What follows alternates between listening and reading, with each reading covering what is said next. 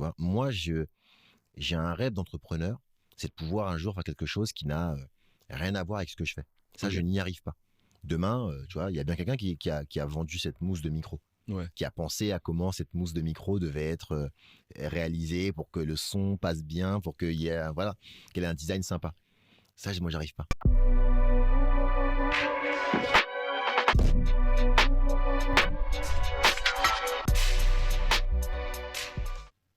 Every day, I'm hustling. L'hymne des hustlers.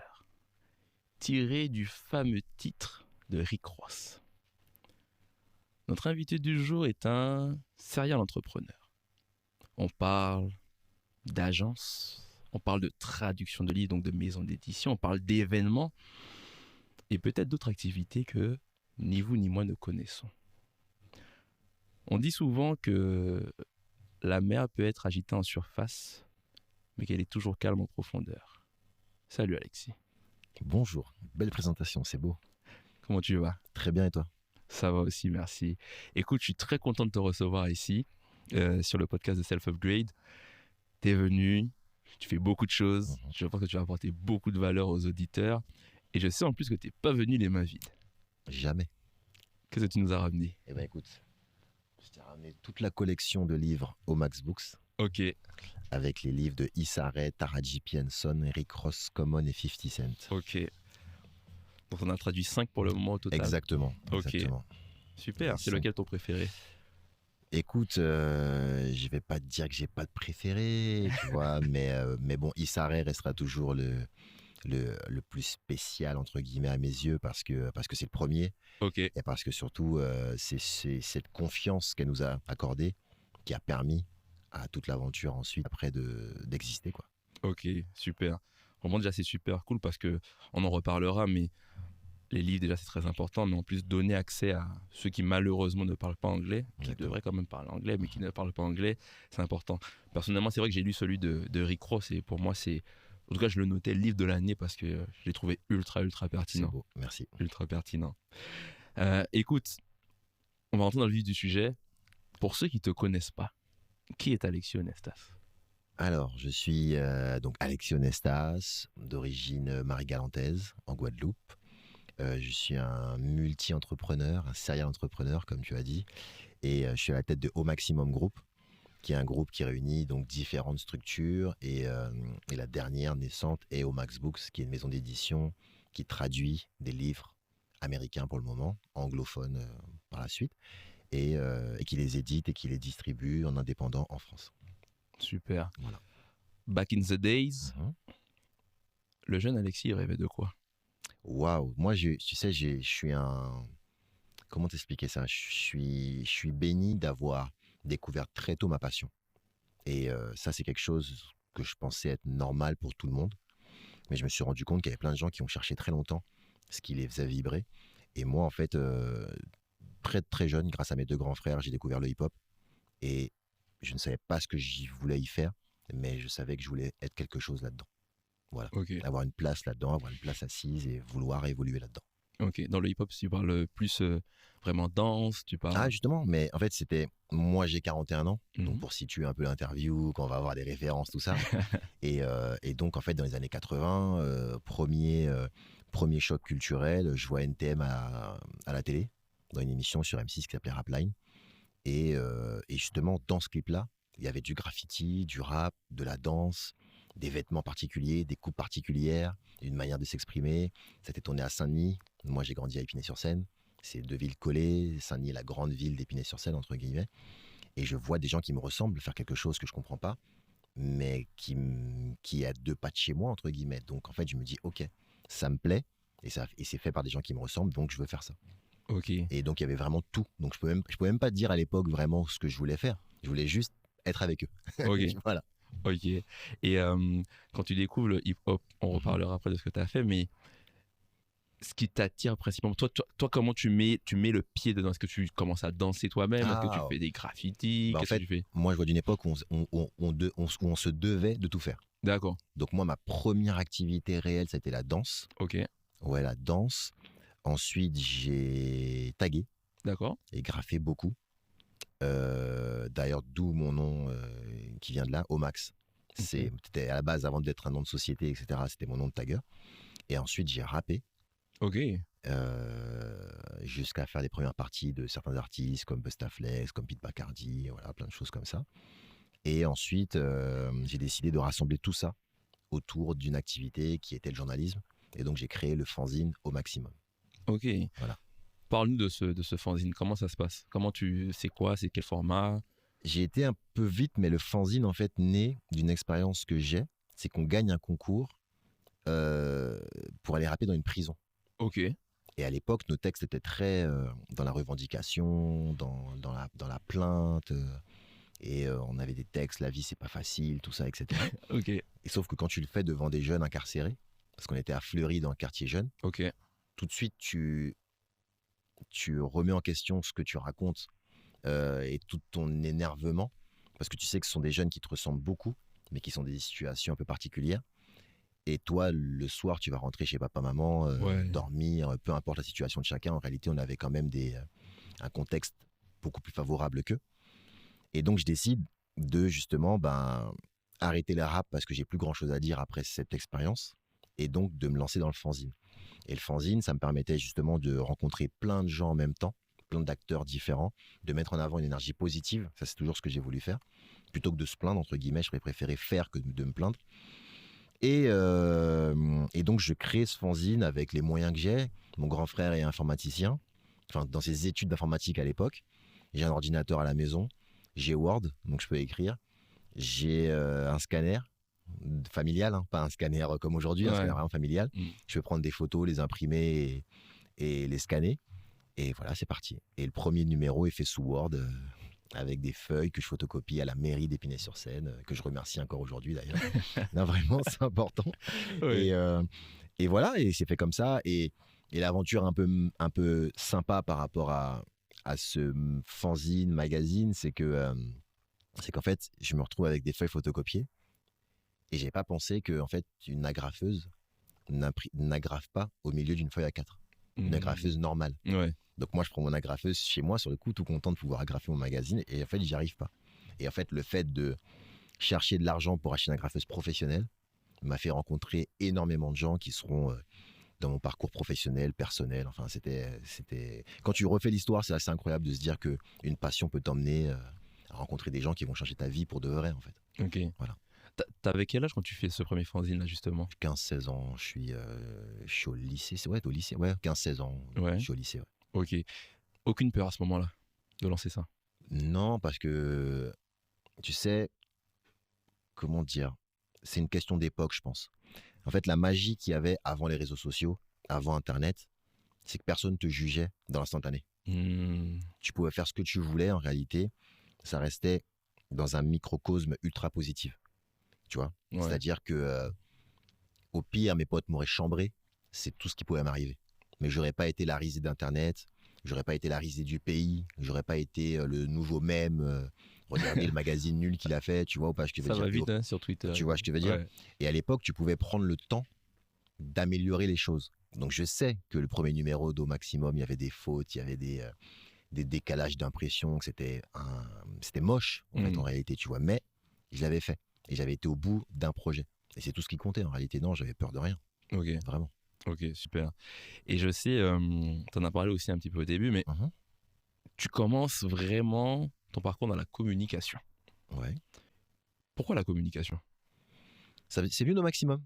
En fait, j'ai toujours eu une passion et c'est pour ça que j'ai arrêté les activités de rap, de danse, etc. Je me suis cherché beaucoup dans ce secteur, dans ce domaine, dans cette culture. Mais en fait, c'était évident pour moi parce que j'ai toujours eu une passion pour les hommes de l'ombre, et les hommes et les femmes de l'ombre. Très tôt, j'ai su que, ok, il y avait Kool Herc qui avait fait la soirée, qui a donné naissance au hip-hop, etc. Mais il y avait aussi sa sœur qui l'avait organisé. Très tôt, j'ai su qu'il y avait Joey Star, Cool Chain, qui étaient les stars d'NTM, etc. Mais je savais qu'il y avait Sébastien Farran derrière qui organisait le truc. Moi, j'ai été fan du Ministère Hammer, comme nous tous, fan d'IAM, etc. Mais je savais qu'il y avait Kenzie derrière qui avait organisé tout le secteur A, etc. Moi, je me souviens d'un reportage sur le secteur A qui était passé sur M6. Et moi, le moment où j'attendais, c'est vraiment quand ils ont été dans les bureaux du secteur A, avec Olivier Laouchet, avec Kenzie, parce que c'est ce moment-là qui me passionnait. Alors les Américains, je ne parle même pas. Ouais. Mais déjà, voilà. Et la communication, comme j'avais pas du tout l'aspect business, hein, j'étais pas formé pour ça, voilà, j'ai pas d'une famille d'entrepreneurs. La communication, dans mon parcours de jeune, peut-être me faisait organiser la chose comme un journaliste, comme un communicant, comme un homme de l'ombre en fait. J'avais l'impression d'être à la même table qu'eux sans avoir encore l'aspect business Ok. que j'ai eu plus tard. Ok. Et du coup, tu vois, tu parlais de communication. Donc, Mhm. tu as monté en tout cas principalement au début une agence de Ouais. communication. En termes de prestations, qu'est-ce que tu faisais exactement avec cette agence-là? Alors, c'était très très vaste. La présentation officielle, c'était du community management et de la promotion. Après, moi très vite, j'ai vu les limites de ça parce que envoyer des mails aux journalistes en disant voilà, mon artiste c'est le meilleur, faut que tu en parles, il y a un travail incroyable à faire avant pour justifier ce que tu dis. Et ça, parfois, les managers et les labels ne le faisaient pas. Donc moi, j'ai souvent pris l'initiative de demander aux labels et aux managers de m'inclure en fait aux stratégies. Et on a eu énormément de stratégies de communication qui sont venues en fait limite prendre le rôle des labels de manière générale. On a fait des choses qui ont été marquantes pour Attic, pour Take a Mike, pour Joker, pour plein d'artistes différents, parce que justement on était en amont. On n'a pas juste attendu de recevoir les clips, les photos de presse et les communiqués pour les envoyer. On a parfois même créé du contenu par rapport à tout ça. Super. T'as pas que cette agence. Mhm. Quelles sont les agences que tu possèdes aujourd'hui? Parce que moi, il y a un truc qui me Mhm. surprend, c'est que, alors je sais un peu, mais Alexis, j'ai l'impression que t'es partout. Genre, c'est vraiment un éventail, Ouais. comme une grosse pieuvre Et tentaculaire, bah, tu tu vois, vois? tu as dit le mot. En Tu fait, vois? tu sais, moi, je suis quelqu'un, et c'est ce que je dis souvent quand on me demande des conseils, tout ça. J'écoute beaucoup les anciens, Mm. mais vraiment. C'est-à-dire que j'écoute et j'étudie. D'où les bouquins, d'où ce que je fais, d'où voilà. Et en fait, en réalité, tu améliores des choses, tu crées des choses, mais il y a plein de business, de tips, de formules qui ont déjà été réalisées avant.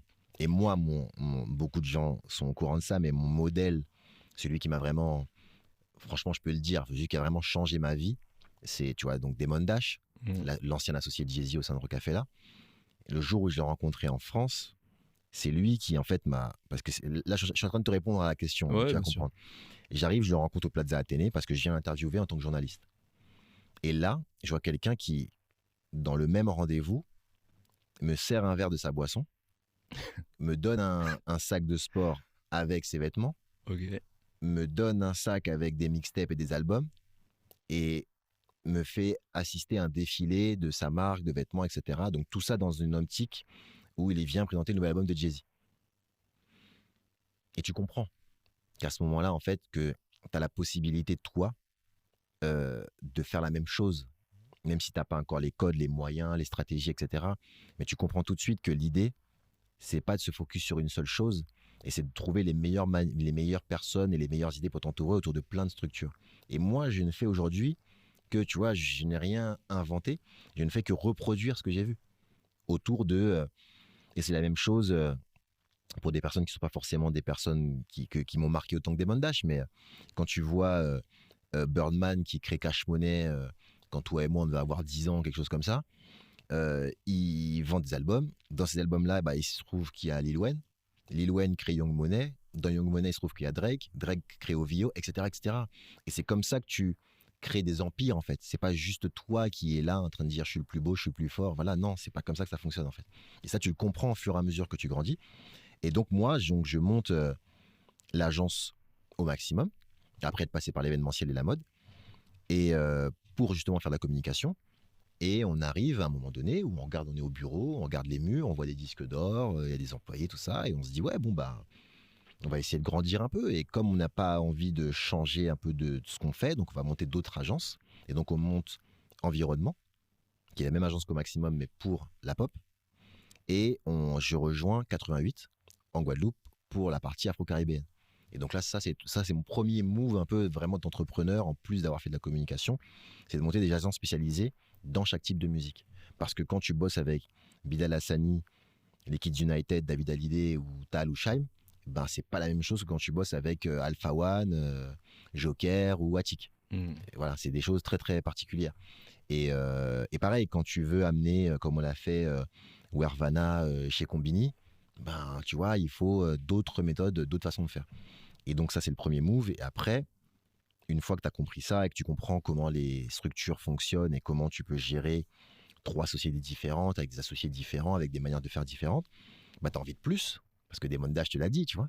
Donc, tu as envie de plus. Et, et là, bah, et là, en fait, ma stratégie a été de tourner autour, de monter un écosystème qui tourne autour d'un label. C'est-à-dire de quoi a besoin d'un label? Un label a besoin de marketing digital.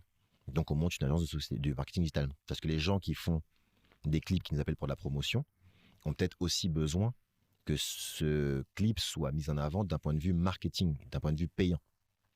Pareil, on a plein de jeunes, de moins jeunes qui veulent se former, qui veulent bosser avec nous. Montons un centre de formation qui va leur permettre d'avoir les skills, soit pour bosser chez nous, soit pour bosser ailleurs. Ça, c'est le campus digital. Derrière tout ça, on a des danseurs qu'on voit partout dans ce qu'on fait, en show, en concert, dans les clips, etc. Et c'est le même danseur-là que tu apprécies. Ils te disent qu'ils viennent de faire la tournée de X, que je nommerai pas, et qui sont payés en auto-entrepreneur. Sans droit, sans cachet, sans rien. Donc là, tu rencontres une associée qui est spécialisée depuis toujours là-dedans, et tu te dis, bah, viens, monte une structure qui va permettre de négocier. En fait, tout est une histoire d'écosystème et de comprendre le besoin et les manques de l'écosystème où tu évolues. Et c'est comme ça que j'ai monté au Maximum Group, c'est en comprenant ces manquements-là. Ok. Voilà. Cette piraterie qui a lieu, ça prend combien de temps justement pour... Par exemple, toi, les 3 premières structures dont tu me parles, c'est en combien de temps que tu fais ça? Ça veut dire 5 ans. En 5 ans, ok. 5 ans. Mais le temps est différent pour moi. Parce que, comme je te l'ai dit, je viens pas du tout d'une famille d'entrepreneurs. Okay. Et quand je vois aujourd'hui ce que moi j'amène à mes associés, qui n'ont pour la plupart jamais monté de boîte, je me dis que si j'avais eu un Alexis avec moi, à l'époque, j'aurais accéléré beaucoup plus vite. Parce que moi, en plus d'apprendre et de devoir gérer mon travail, j'ai dû gérer toute la partie business que je connaissais pas. Moi, ma banque, c'est la banque où ma mère m'a ouvert mon compte quand j'étais petit, parce qu'en fait, je ne savais pas comment aller voir un banquier pour lui demander d'ouvrir D'abord, j'ai ouvert un compte d'association, quand j'avais mon association pour faire mon fanzine. Puis après, j'ai ouvert mon compte de société, mais je ne savais pas comment faire. Tu vois, parce qu'on n'a pas, nous, appris ça. Tu vois, mon comptable, mon cabinet comptable, c'est l'ADI, où tu fais des prêts pour me lancer des structures quand tu n'as pas d'argent, des prêts à taux zéro ou des prêts en tout cas à taux très bas, qui m'a conseillé, qui avait des partenariats avec mon comptable, avec mon cabinet comptable, pour aller plus loin dans ce que je faisais. Tu vois, et ça, c'est des choses où aujourd'hui, moi, quand je monte une société, c'est réglé en une semaine parce que je connais ces genres de choses. Okay. Je sais quelle banque, je sais quel cabinet, je sais quelle chose. Ça, c'est des choses que moi, j'ai dû découvrir. Quand j'ai appelé, la première fois que j'ai appelé un avocat, je ne savais pas comment ça se passait, comment gérer. Donc, ça a pris 5 ans, mais ça aurait dû en prendre, 2. Ok. Tu vois. Ok. Mais ça fait partie de l'apprentissage. Je vois bien. Et donc là, en fait, alors on parlera aussi de la maison d'édition, parce que ça aussi, c'est un peu à part, on dira. Mais restons sur les agences. Sur les agences, pourquoi... Alors, effectivement, tu pars du besoin, tu as une approche très produit en disant, il y a un label que je vois, on va venir répondre à ce besoin-là, etc. Aujourd'hui, donc, tu t'associes sur ces différentes agences-là, c'est-à-dire que en tout cas, tu te fais rien tout seul, si je puis dire, parce que effectivement, ton temps est limité et compté. Donc, prenons le cas, parce que moi, je vois la stratégie, mais je veux ta réponse. Oui, bien sûr. C'est, ok, tu repères potentiellement, en tout cas, quelqu'un qui est bon dans ce qu'il fait. Tu repères un besoin en face. Ok. Toi, effectivement, tu es un bon intermédiaire, parce que moi, de ce que je vois, en tout cas par rapport à toi, c'est que tu arrives à savoir closer des deals ou à savoir parler ou à partir de cette partie-là. Donc en général, quand tu t'associes avec quelqu'un, prenons, je sais pas, ton agence de marketing digital, Elias, etc. Statistics. Voilà. Toi, tu t'occupes de quelle partie dans cette agence-là? Bah moi déjà, je m'occupe de quelque chose qui est très très important, c'est je m'occupe de la naissance. Ok. Et ça, tu vois, c'est, voilà, pour te raconter l'histoire d'Elias, Mhm. on a une vidéo, nous, à sponsoriser en interne. Et donc, Elias est alternant à ce moment-là chez nous. Et je lui demande, même pas, je demande à un prestataire, voilà, pardon, je demande à un prestataire combien ça coûte pour sponsoriser une vidéo, pour faire en sorte qu'elle soit vue. Parce que, voilà, on doit sponsoriser la vidéo. Et en fait, on m'envoie un devis qui n'a aucun sens. J'y connais rien à ce moment-là, mais ça n'a aucun sens. Tu sens que ça n'a aucun Tu sens. sens quand tu te fais arnaquer, tu vois ce Tu que je veux sens, dire. ouais. Voilà. Et donc, je me dis, c'est bizarre. Et donc, Elias, à ce moment-là, est là avec moi, tu vois, bosse avec moi là-dessus. Et il me dit, bah, tu sais quoi, j'y connais rien non plus. Mais comme on va se faire arnaquer, je vais me renseigner, tu Ouais. vois. Et donc, je dis, bah, tu sais quoi, plutôt que de se renseigner, tiens un budget, quitte à te renseigner, à faire des devis auprès de 10 agences, je voudrais que tu prennes ce budget, qu'on perde ce budget, mais que tu apprennes à le faire. Comme ça, au moins, on saura le faire. Tu vois, même si après, on refait des devis pour mieux le faire, entre guillemets, avec des agences plus spécialisées, nous, au moins, on saura de quoi on parle. Et là, on ne se fera plus arnaquer, même si on passe par un prestataire extérieur. Lui, il se passionne pour ça. C'est son, voilà, il découvre son déclic et il passe 3 jours là-dessus. Il perd une partie du budget, mais par contre, il arrive à sponsoriser la vidéo à la hauteur où on voulait la sponsoriser, avec un budget 10 ou 15 fois moins que ce que nous demandait Ok. l'agence. Et donc là, c'est à ce moment-là que moi j'interviens. C'est-à-dire que c'est à ce moment-là que je lui dis, OK, si tu sais le faire, eh ben on va essayer de le faire pour nous. On va se spécialiser là-dessus pour nous. On va se former là-dessus. On va monter une structure. Et tous les clients que j'ai au maximum sur ma structure en tant qu'agence de communication, on va leur proposer de le faire aussi parce qu'on ne doit pas être les seuls à avoir ce besoin-là et à se faire arnaquer en fait.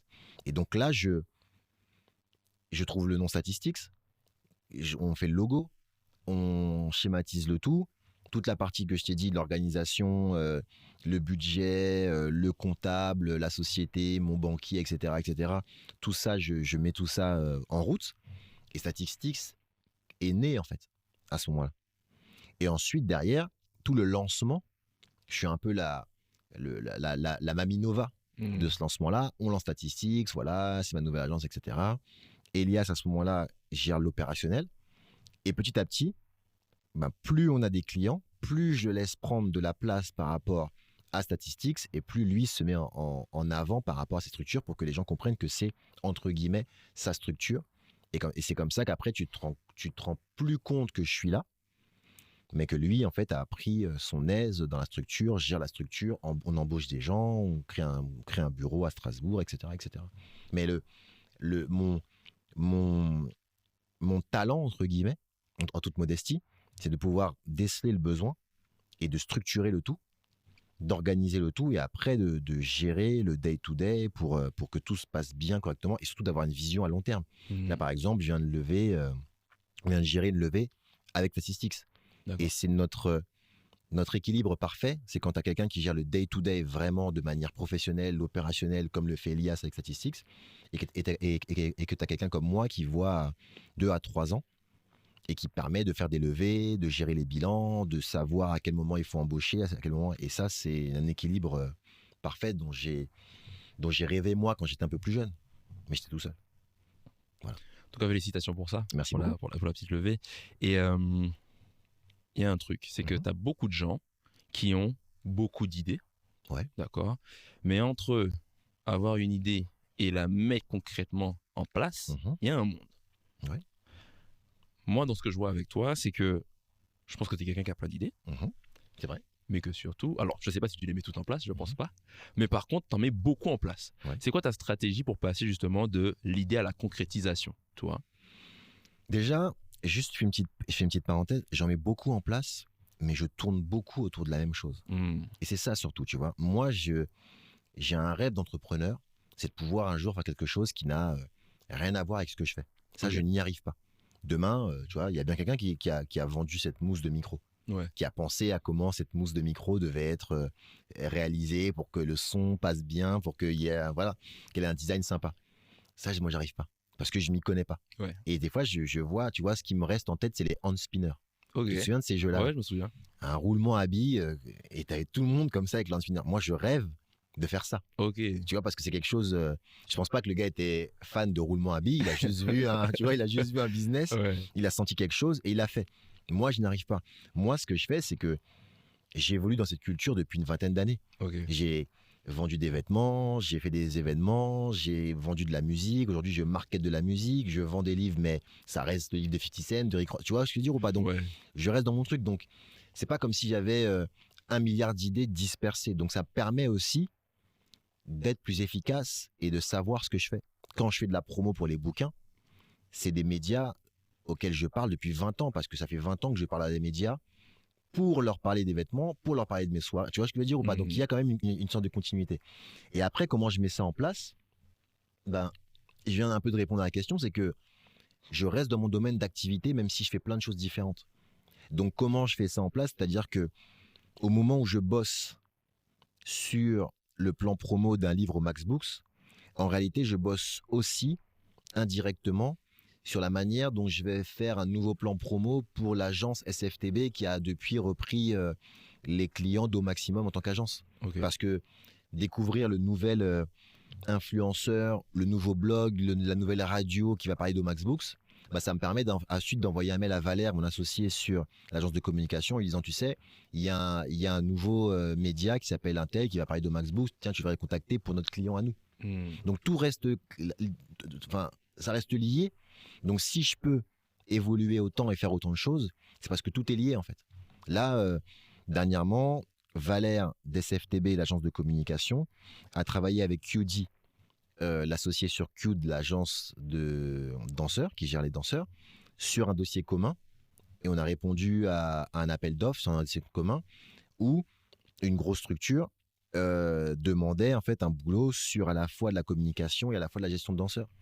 Et c'est là où en fait où tu comprends, et c'est là moi c'est le moment qui me fait le plus kiffer, où là je me prends vraiment pour des mondages pour le coup et pour Siftat et pour tout ça, c'est quand je vois mes associés bosser ensemble sur un dossier commun, parce que je sais que c'est moi qui ai créé cette synergie là. Et c'est comme ça que j'arrive à faire plein de choses, c'est que je reste dans mon domaine d'activité.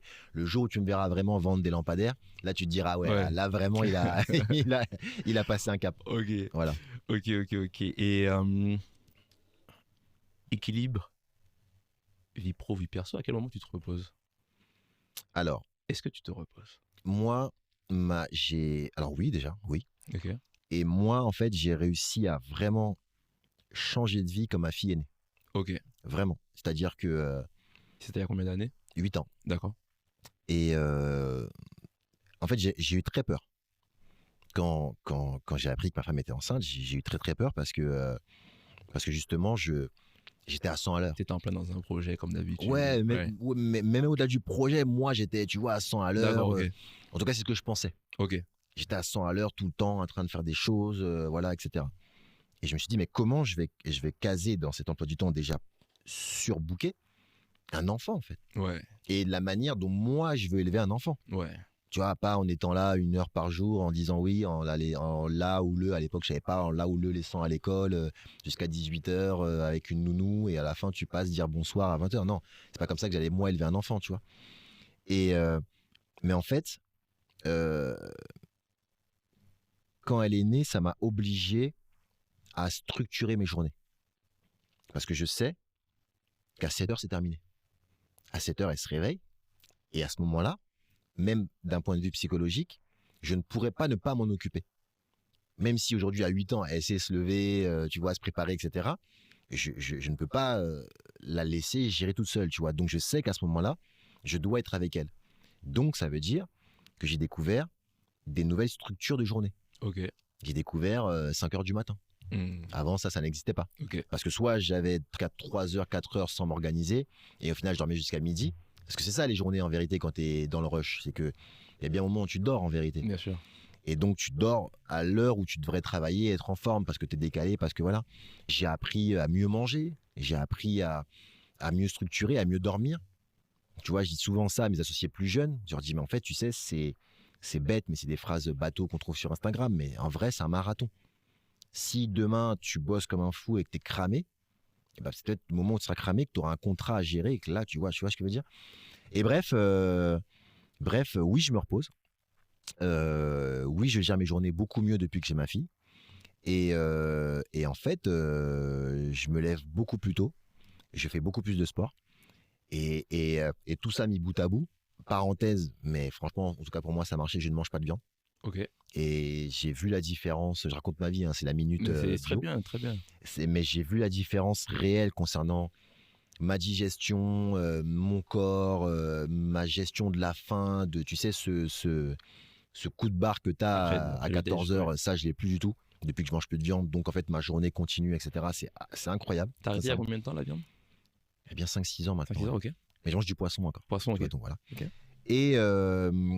Et surtout, je vous cache pas que j'ai la chance d'avoir la possibilité de passer, grâce à ma famille et grâce à 88, parce que je peux bosser de là-bas, j'ai la chance de passer 2 mois aux Antilles, donc juillet-août, je suis aux Antilles. Ok. Et je te cache pas que dans un contexte ultra parisien, avoir 2 mois dans cet environnement-là, ça te recharge la batterie. C'est quoi, c'est vitamine C, on dit? Ouais, vitamine C. Ouais. Ouais. Ça te recharge tes vitamines C Mm. sérieusement pour le reste de l'année. Et puis c'est une sorte d'horizon, tu sais, quand mars, avril commence à arriver, là, que tu commences à être fatigué de la saison, etc. Quand tu sais que tu vas partir en juillet, quand même, ça te booste un petit peu. Ok, non, super, super intéressant. Et puis, t'as dit un truc parce que je sais que tu voyages beaucoup. Ouais. Je sais que t'as eu des coups, on va dire, de hustle que t'as fait justement aux États-Unis, etc. Mais déjà, de façon un peu macro, dans les différents contextes où t'as évolué internationaux, c'est quoi les différences culturelles que tu vois au niveau business ou au niveau des gens? Si je caricature, faire du business aux US, faire du business en France, est-ce qu'il y a une différence? On va entrer dans un gros sujet. Ouais. Vraiment, parce que on va entrer dans un gros sujet et il faut que je réfléchisse bien à mes mots. Ok. Parce que je suis totalement un anti-French bashing. Ok. Vraiment. Parce que en ayant beaucoup voyagé, je suis bien conscient que le Alexis qui est né dans les années 80 en France, malgré le fait qu'il soit né en banlieue, dans le département le plus pauvre de France, ne serait pas devenu le même Alexis s'il était né dans les années 80, sans caricaturer, mais dans un quartier pauvre en Inde ou à l'autre côté, dans un quartier pauvre à Harlem. Je le sais. Mm. Alors, soit je serais devenu président, soit je serais peut-être plus en vie. Et c'est ça la réalité, en fait. Quand tu voyages et que tu te rends compte et que tu fais le ratio entre qui tu es en France et qui tu aurais été dans d'autres pays, c'est ça la réalité. Donc ça, une fois qu'on a dit ça, moi, j'ai un vrai problème avec J'ai eu longtemps un vrai problème dont j'ai fait un business, dont j'ai fait beaucoup de business avec la France. Ok. C'est que la France est un pays de refus. Tu vois, c'est pas plus compliqué que ça. Et ça, il faut que la jeune génération comprenne. La France, c'est un pays où on te dit non. Voilà, c'est comme ça. Et ça, en fait, on ne pourra pas le changer. Voilà. Et c'est encore plus la réalité des jeunes de manière générale et des personnes de manière générale issues de l'immigration quelle qu'elle soit. Africaine subsaharienne, Maghreb, tout ce que les Antilles, tout ce que tu veux. À partir de là, qu'est-ce que tu fais avec cette information-là? Moi, pour aller très très loin, Sully Seyfil, qui a été l'un des premiers à me donner ma chance, il voulait être dans la mode, on lui a dit non. Il a dit ok, vous voulez pas de moi, ben je vais créer Royal Wear, qui a été un empire de plusieurs millions. Olivier Brandon, qui a été l'un des deuxièmes à avoir donné ma chance, qui a une société qui s'appelle Urban Act. Il a créé en fait une structure qui va à l'encontre des promotions classiques, parce qu'on ne voulait pas des musiques urbaines comme on dit aujourd'hui. Donc en fait, au lieu de prendre de la pub sur TF1, il a été collé une affiche sur un mur. Je caricature, mais c'est pour comprendre. Il y a toujours une solution à ce nom. Nous, avec Didier Piquion, mon ancien associé sur Make It Clap, on ne voulait pas de nous dans les soirées. On rentrait pas, pour de vrai, tu vois, dans les soirées où on voulait un peu aller pour flamber un peu dans notre jeunesse. On voulait pas de nous, on nous disait non. Et ben on a créé la plus grosse soirée hip-hop parisienne, Élysée-Montmartre, Bataclan, Machine du Moulin Rouge, etc., etc. Et on a créé une structure qui a fait pas mal de concerts, qui existe encore aujourd'hui, etc., etc. Et c'est ça en fait la France. C'est que soit quand on dit non, soit tu ne fais rien parce qu'on t'a dit non, soit tu cherches, tu t'associes, tu le fais seul, tu trouves la force, mais en tout cas, tu trouves la force de faire quelque chose. Moi, aujourd'hui, je sais pas si tu te rends compte, j'ai 40 ans, donc je suis jeune dans le monde du business, je suis encore plus jeune dans le monde de la littérature, en France en plus, donc t'imagines, dans le monde de l'édition, et c'est moi, au bout de 5 livres, qui fait le livre de 50 Cent.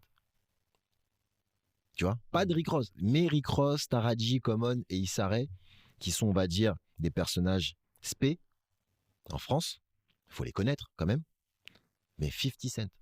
Personne ne s'est intéressé, en France, au livre de 50 Cent. Et je suis sûr que quelque part, dans l'une de ces maisons d'édition, quelqu'un a dit, mais les gars, il y a 50 Cent, millions de livres vendus, tournés en France, tournés international, tout ce que tu veux, etc. Faisons son bouquin. Et bien, quelqu'un qui lui a dit non. Tu vois, ça, c'est la France. Parce qu'ils étaient en train de faire le bouquin de quelqu'un d'évident, à qui on dit oui. Et ben, moi, j'ai fait toute ma vie, je me suis mis dans ces brèches-là. Parce que ces brèches-là, c'est notre chance. Ce non qu'on te dit tout le temps en France, c'est notre chance à nous, en fait. Quand on te dit non pour un appart, on dira non. Tu sais.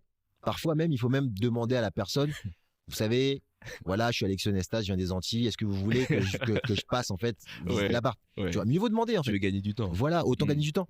Donc, est-ce qu'au bout d'un moment, l'idée, c'est pas de, et je dis ça vite dans un micro, dans l'interview, mais est-ce que c'est pas de construire des choses plutôt que d'aller visiter des apparts que tu vois ce que je veux dire ou pas? Et ben moi, c'est ma philosophie.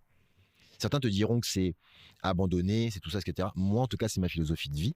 Quand on me dit non pour quelque chose, je le fais et ça marche. Parce que on est des centaines, des milliers, des millions à qui on dit non. Et aujourd'hui, Rick Ross et 50 sont les livres les plus offerts et les plus vendus dans leur catégorie sur Amazon. Parce qu'on m'a dit non. Tu vois ce que je veux dire ou pas? Et donc,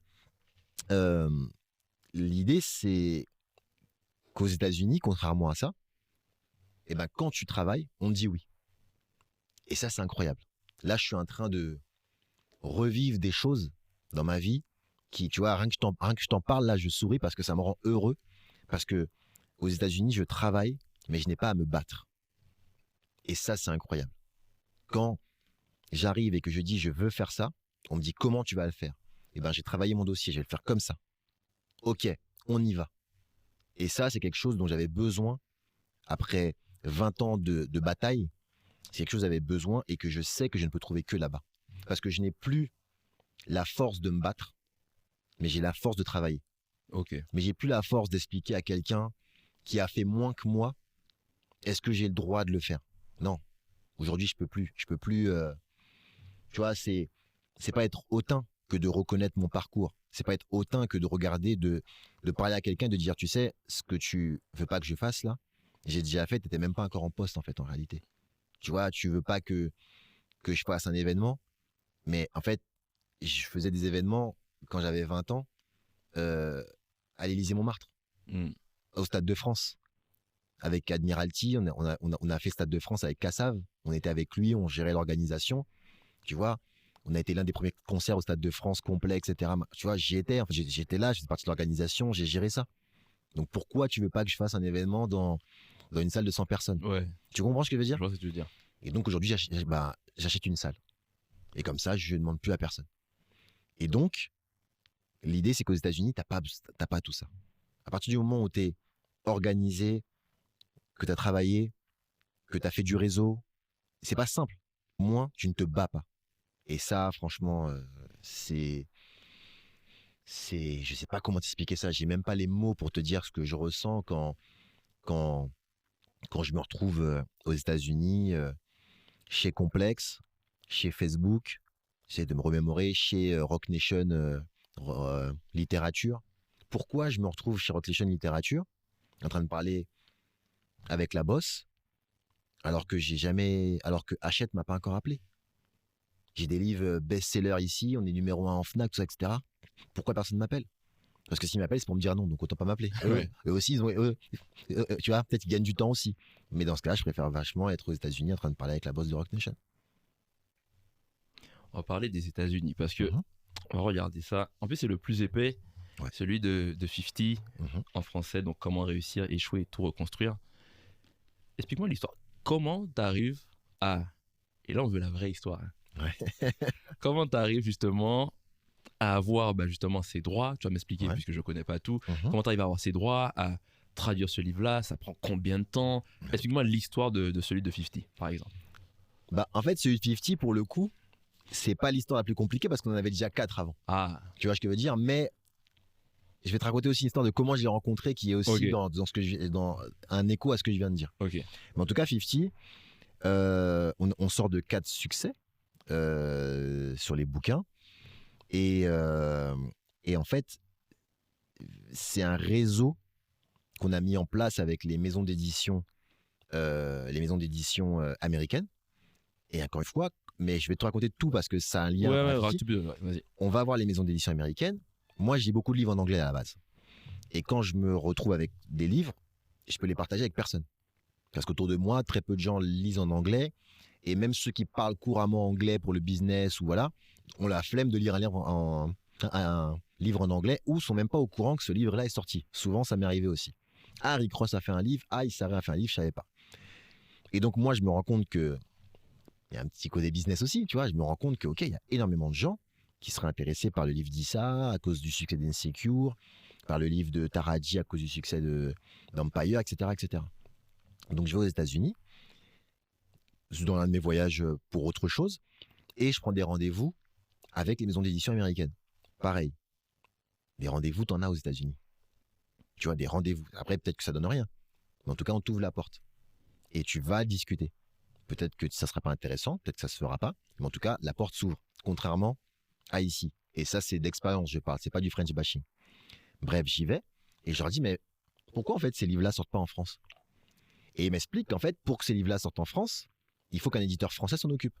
Parce que eux, c'est pas leur métier en fait. Eux, leur métier, c'est de signer Rick Ross, de lui donner une avance, de sortir son bouquin sur le territoire américain. Et en fait, c'est pas leur métier. Quand Obama sort un bouquin, il fait son bouquin. Et avant même d'avoir fait son bouquin, les droits sont négociés avec un éditeur italien, français, espagnol, etc., etc., asiatique, chinois, tu vois, tout ça. Et donc, ils me disent, personne ne le fait. Et donc moi, tu me connais, quand il y a une brèche, ouais. Donc moi, je dis, bah, je vais le faire. La tentacule. Exactement. Et donc, on commence par Issa Rae, parce que j'adore ce bouquin et parce que j'ai carrément ri, en fait. Et j'ai vraiment, tu vois, j'ai ri quand j'ai lu ce bouquin en anglais. Et parce que je trouvais ça fort de commencer avec une femme aussi talentueuse qui a commencé sur YouTube pour finir sur HBO, pour faire court. Et donc, toute l'aventure se passe. Et pour 50 Cent, c'est le succès de Rick Ross. Ne leur dit pas ni à l'un ni à l'autre, parce qu'ils ne sont pas forcément en super bons termes. Mais c'est ça. Mais c'est le succès de Rick Ross qui m'a conforté dans le fait que maintenant on pouvait passer à des livres grand public, vraiment, parce que 50 Cent, c'est un nom que tout le monde connaît. Et je voulais pas le faire. Je voulais pas passer à ce genre de star internationale avant de moi pouvoir respecter mon travail en ayant tout vraiment quadrillé en termes de distribution, traduction, édition, mise en page, etc. Je voulais vraiment ne pas me louper là-dessus. Et donc, pareil, on a envoyé une offre à l'équipe de 50 Cent qui ont accepté l'offre. On a traduit ce bouquin, comme tu vois, qui est très long. Donc, on a pris notre temps. Et voilà, et donc ça a été un super méga succès. Il est encore dans les tops Fnac et Amazon et on est super, super content. Et ça m'a tellement donné confiance que j'ai écrit la préface. Ok. Parce que j'avais déjà bossé avec 50 Cent en tant que communicant. Ok. Et je trouvais ça intéressant de l'expliquer parce que je trouvais intéressant que les personnes, notamment les jeunes qui le lisent, se rendent compte que c'est quelqu'un, entre guillemets, que c'est pas, tu sais, on s'est jamais posé la question de qui faisait des livres. Je sais pas, quand on était petit, tu vois. Tu voyais Glénat, Hachette, Flammarion, mais qui sont ces gens en fait? Tu vois, tu reçois un livre, tu te poses pas la question. Là, j'avais envie de personnaliser le don de ce livre à la communauté de lecteurs, à la communauté de fans du hip-hop, tu vois, pour qu'ils comprennent que c'est quelqu'un qui existe, qui a mis en place la traduction de ce bouquin, et pas une structure un peu impersonnelle, tu vois. Et comme j'avais déjà bossé avec 50 Cent en tant que communicant, et quand j'avais été bossé avec lui, j'avais été à New York, sans qu'on me demande rien, hein, tu vois, c'était la maison de disques d'ici qui m'avait juste donné un contrat international. Et j'ai été à New York parce que j'avais une porte à ouvrir chez G-Unit. Et j'ai dit, je ne serai pas tous les jours pour 50 Cent, donc je fonce à New York. Et là-bas, j'avais rencontré un Français qui lui-même avait fait la même chose, qui avait été carrément embauché chez G-Unit. Et je trouvais ça sympa de le raconter dans la préface qu'il y avait une énergie un peu par rapport à ce bouquin-là. Mais, parce qu'il y a toujours un mais, pour te répondre à la question et pour la lier à la réponse de tout à l'heure, ce bouquin est sorti en octobre, il était prêt en mars. Ok. Parce qu'en fait, en mars, donc il est prêt, on est prêt à sortir tout ça. Et j'apprends que 50 Cent va venir faire une tournée internationale avec Kadat en France en octobre. Et donc je me dis, bon, d'un point de vue market et d'un point de vue promotion, c'est bête de le sortir en mars, c'est vrai, etc. Donc je recule la sortie. Et vu le succès de Rick Ross et vu que j'ai les droits de 50 Cent officiels et tout, etc., je me dis, ben, je vais bosser avec les gens qui bossent avec lui. Je contacte le label, je contacte le tourneur, je contacte les équipes, tout ça. Je leur dis, ouais, j'ai un bouquin, moi, tout content, tout confiant, tu vois. J'oublie que je suis en France. Parce que moi, je viens de sortir de discussions avec des Américains, tu vois. Et là, personne ne me calcule. Personne ne me calcule. Lorsqu'on me calcule, c'est non, c'est tu sais, c'est compliqué, c'est ceci, c'est cela, etc. Et moi, dans ma tête, je me dis, mais il n'y a rien de compliqué. J'ai les droits du bouquin. Tu te doutes bien que si je sors 50 Cent, tout est Mais bien sûr. contractualisé, géré, etc. J'ai le bouquin est prêt. Donc, organisons des soirées de lancement, donnons des bouquins aux médias partenaires qui fait gagner des places pour les dates de concert, etc. Non, mais c'est compliqué, c'est ceci, cela. Ils voulaient rien entendre. Aucune structure plus ou moins proche de 50 Cent en France n'a voulu être partenaire de la sortie de ce bouquin. Et quand je dis partenaire, c'est aussi même payant. Ouais. Des médias, des structures. Aucun n'a voulu rentrer dans quelque chose de concret par rapport à ça. Mais ça, c'est dû à quoi? Parce que tout le monde pourrait gagner au change. C'est dû à la mentalité franco-française d'un point de vue business. Okay. C'est-à-dire que tout était déjà calé pour le concert. Pourquoi faire plus avec un bouquin? Pourquoi amener le truc plus loin? Pourquoi s'embêter avec un gars qui a sorti que 4 bouquins, on ne sait pas qui c'est, etc., etc. Et c'est ça le problème qu'on a, en fait, ici. C'est pas une histoire de couleur, c'est une histoire de culture d'un pays. Ouais. Tu vois, c'est comme ça. Parce qu'il y a plein de gens différents qui m'ont dit non par rapport à ça, tu vois. C'est pas une histoire c'est juste une histoire de, quand je dis franco-français, c'est une histoire de culture de pays. Et donc, moi, c'est pas ce qui m'arrête. Donc, je prends un billet personnel pour chacun de ces concerts. Normal, tiens, un billet comme le peuple, tu vois, comme voilà. Je prends mon train, je prends une chambre d'hôtel et j'y vais faire le tour avec lui, Nantes, Nice, Strasbourg et Paris. Et avec un petit bouquin sur moi à chaque concert et tout, etc. Je vais là-bas, première date à Strasbourg où je vais, je me rends compte que le merch est géré par des Américains. Tu vois, pas par des Français ou quoi. Je vais les voir, je leur dis, oui, 2 phrases. Tu peux expliquer c'est quoi le merch pour l'audience? Pardon, le merchandising. Donc le stand, quand vous rentrez dans des concerts, on voit ils vendent des t-shirts, voilà, des choses comme ça. Chose que j'avais demandé aussi pour le bouquin, pour pouvoir justement vendre des bouquins sur le merch. Ouais. C'est logique, mais bon, c'était compliqué. Je vais voir les Américains, je leur dis, ouais, je suis l'éditeur français de 50 Cent, et j'ai les bouquins sur moi, est-ce qu'il y aurait une possibilité de le rencontrer? Parce qu'en fait, c'est dommage que, voilà, nous, on a un contrat avec lui, c'est carré, mais c'est l'éditeur du manager, de l'assistant du manager, etc. Le temps de le rencontrer lui, voilà. Et ils me disent, t'es venu tout seul? Je dis, oui, je suis venu pour travailler, je suis pas de Strasbourg, enfin, j'ai pas de pote, quoi, je suis là pour travailler, quoi. Ils me disent, t'as le bouquin sur toi? Je dis, ouais, il est là, il regarde et tout, ok, d'accord. Attends-nous à la fin du concert, on va te faire passer pour que tu puisses le rencontrer. 2 phrases. Réglé. On passe à la fin du concert. 50 Cent, super content de recevoir son bouquin en français, tu sais, la littérature, la France, etc. C'est quelque chose de noble, entre guillemets. Super content, il fait des photos avec moi, il fait des photos avec le bouquin. Ah ouais, merci. Très content de voir que c'est moi qui ai traduit le bouquin, tu vois. On se ressemble, et on se comprend, on vient de la même culture, il est très content. Et voilà. Et après, il est parti faire ses dates. Moi, j'ai mes éléments promo et c'est la simplicité des Américains. Parce qu'en fait, même le mec du merch, il n'a pas fait ça parce que je suis sympa. Il a fait ça parce qu'il s'est dit, de tous les cas, il y a 2 choses. Soit le gars, il vient montrer à 50 Cent un faux livre. Et de toute façon, il va se faire tabasser s'il y a un problème par 50 Cent lui-même. moi, j'aurais rien à voir avec ça. Mm. Soit je pourrais après aller voir 50 Cent en lui disant, tu vois, c'est moi qui t'ai ramené ton éditeur français. Mm. Tu vois, le mec, il a pas fait ça par Bien sûr. altruisme ou parce que je suis sympa. Il a juste fait ça parce qu'on fait tous du business. Lui, il vend des t-shirts, moi, je vends des livres. Je vais passer derrière, ça va prendre 2 secondes. Il y a un service de sécu, il y a si je cause problème, ils vont le régler, le problème. Tu vois pas ce que je veux dire. Donc, passe, vas-y. Et c'est aussi simple que ça. Et c'est pour ça que je dis que j'ai travaillé.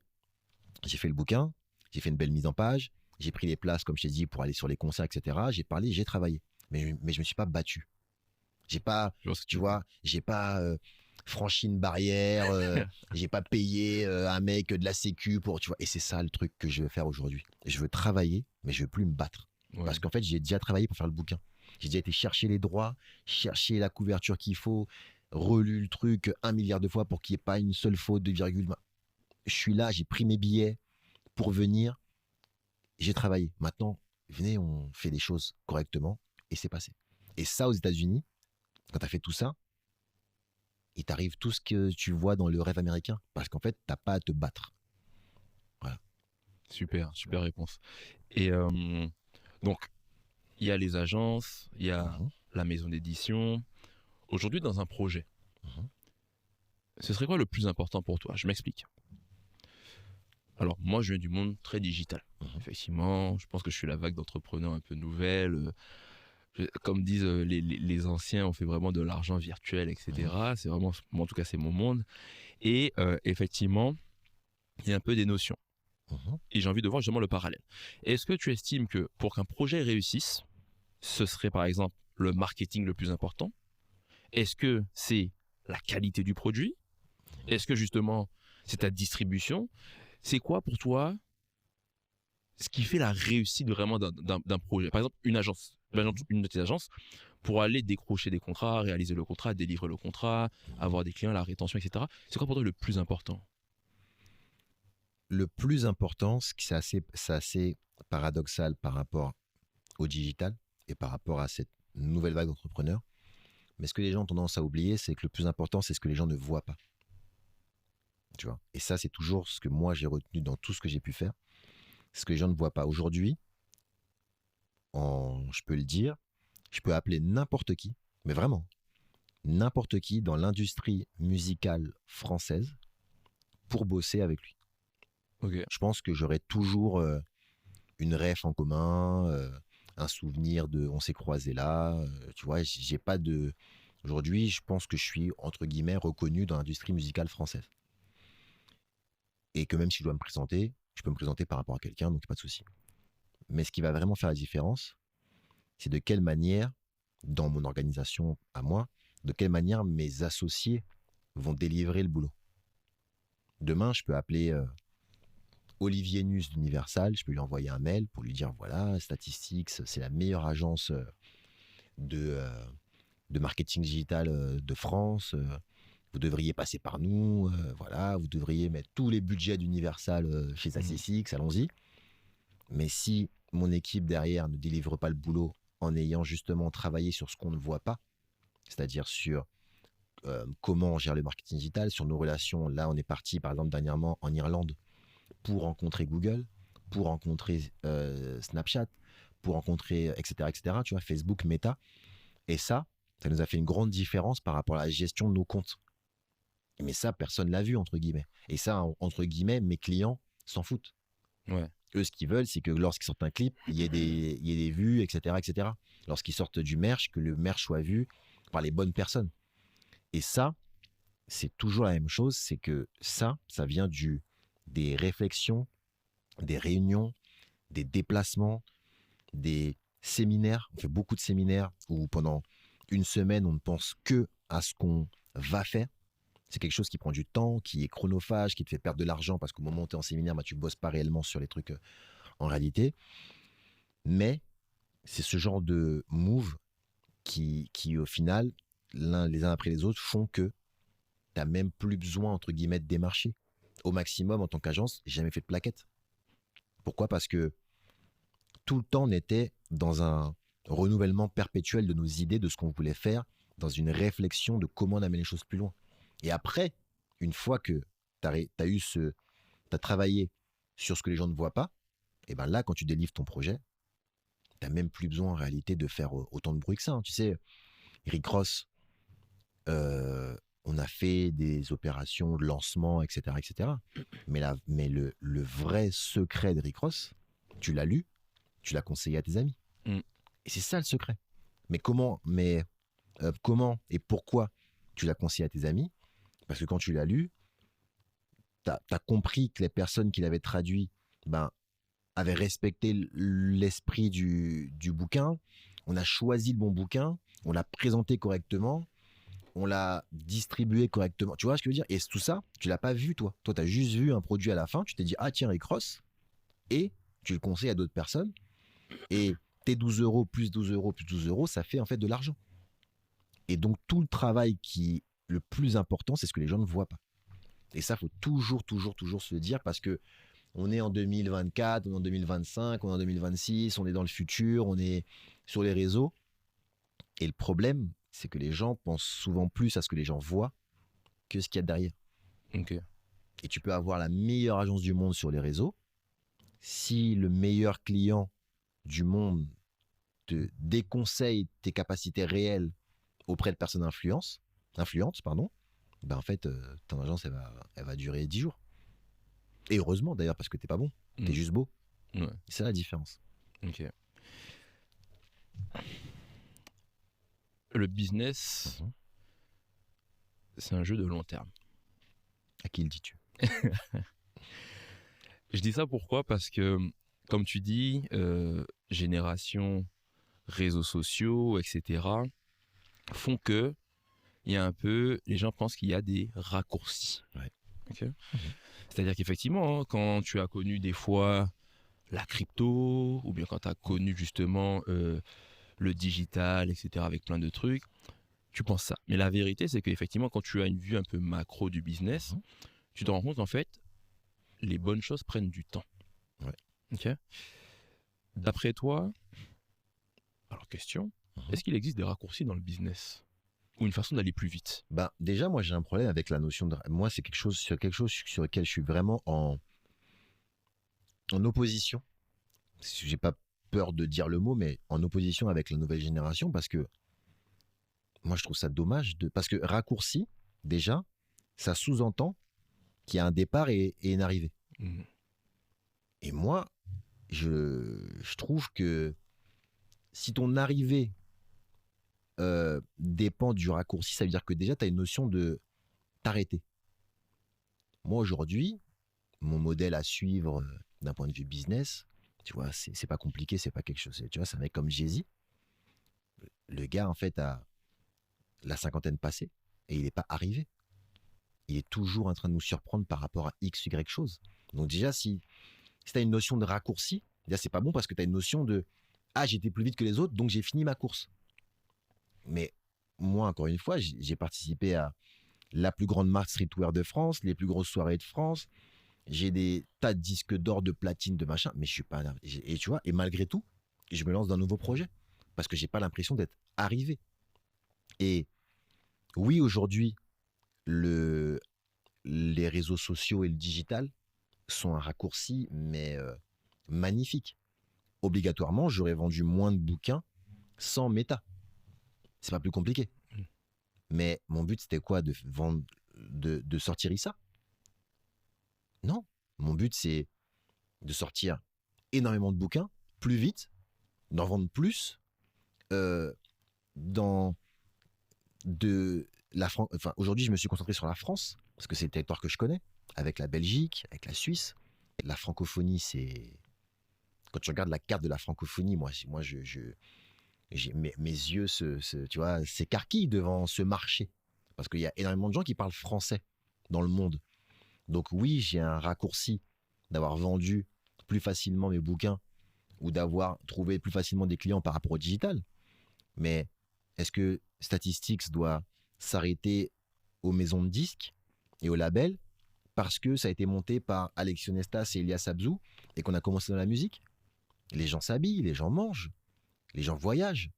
Tu vois ce que je veux dire? Donc en fait, il y a énormément de business aussi à faire. Donc oui, tu peux avoir des raccourcis quand tu as des objectifs très bas. Mais quand tes objectifs n'ont pas de limite, bah, tu sais que tu n'as pas de raccourci. Parce que une fois que tu as fini quelque chose, ton but, c'est toujours d'aller plus loin. Si tu es un vrai entrepreneur. Sinon, tu es un hustler, tu es un arnaqueur, tu es un business court terme, un opportuniste. Et là, pourquoi pas? Parce qu'il y a des opportunités à saisir, comme tu as parlé de crypto, voilà, tu as parlé de plein de choses comme ça, même si la crypto, moi, j'y crois vraiment, tu vois, je trouve pas que c'est quelque chose d'opportuniste, même si c'est quelque chose qui va vite. Mais il y a plein de business comme ça, il y a plein de gens qui, oui, vont mettre un t-shirt, vont faire une super photo, vont se faire partager par Travis Scott et vont vendre plein de t-shirts. Mais est-ce que ton but, c'est de vendre ce t-shirt-là uniquement? Ou est-ce que ton but, c'est de monter un empire avec des magasins, un site internet qui explose? Tu vois ce que je veux dire? Bien sûr. Ça dépend de ta mentalité.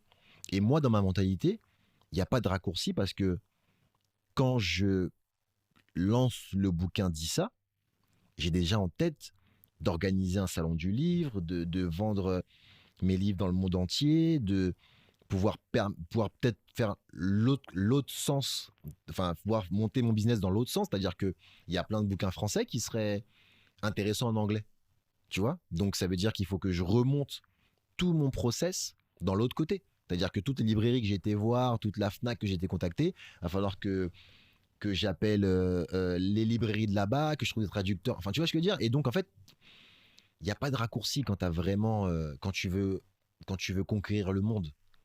Tu vois? Et ça passe autant par des choses très positives qu'autant par des choses très négatives quand tu veux conquérir le monde de manière très bizarre. Tu vois ce que je veux dire? Très négative. Mais t'as pas de limite. Et même quand tu regardes aujourd'hui, pour comparer à des gens qui, dans un monde capitaliste, ont réussi, un mec comme Elon Musk, une fois qu'il a fait PayPal, une fois qu'il a fait Tesla, une fois qu'il a fait, tu vois, maintenant il est dans les fusées, quoi. Enfin, tu vois ce que je veux dire?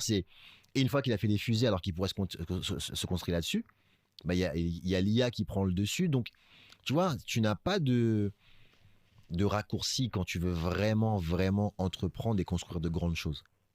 Je pense que c'est ça le mindset qu'il faut garder en tête. Même si c'est très intéressant parfois de faire des coups, de mettre tant d'argent là et de multiplier par 10. Après, ton but, c'est ça. C'est ça. Voilà, tu as fait un coup, tu as multiplié par 10, tu t'en vas. Et tu as fermé un dossier. Mais après, si avec ces 10 x 10, je fais autre chose de plus grand pour faire x 100, bah c'est juste que tu as fait un coup, quoi. Ok. Voilà. Super. Et il y a un truc intéressant, c'est que aujourd'hui tu fais beaucoup de choses. Ouais. Okay. L'importance du focus. Parce que pour aller, il y a un moment ou un autre, pour aller en tout cas réaliser certaines choses, tu as besoin de vraiment te focus. Donc, est-ce que, parce que tu vois, tu as dit sur la première, les 3 premières anges que tu avais, ça a pris à peu près 5 ans. Est-ce que tu estimes que quand on fait quelque chose, vaut mieux le faire à 100%, se concentrer dessus? Tu vois, je te dis ça pourquoi? Un conseil du livre d'Eric Ross. Il te dit, deviens très bon dans ta verticale et ensuite diversifie horizontalement. Et quoi, c'est ta méthode?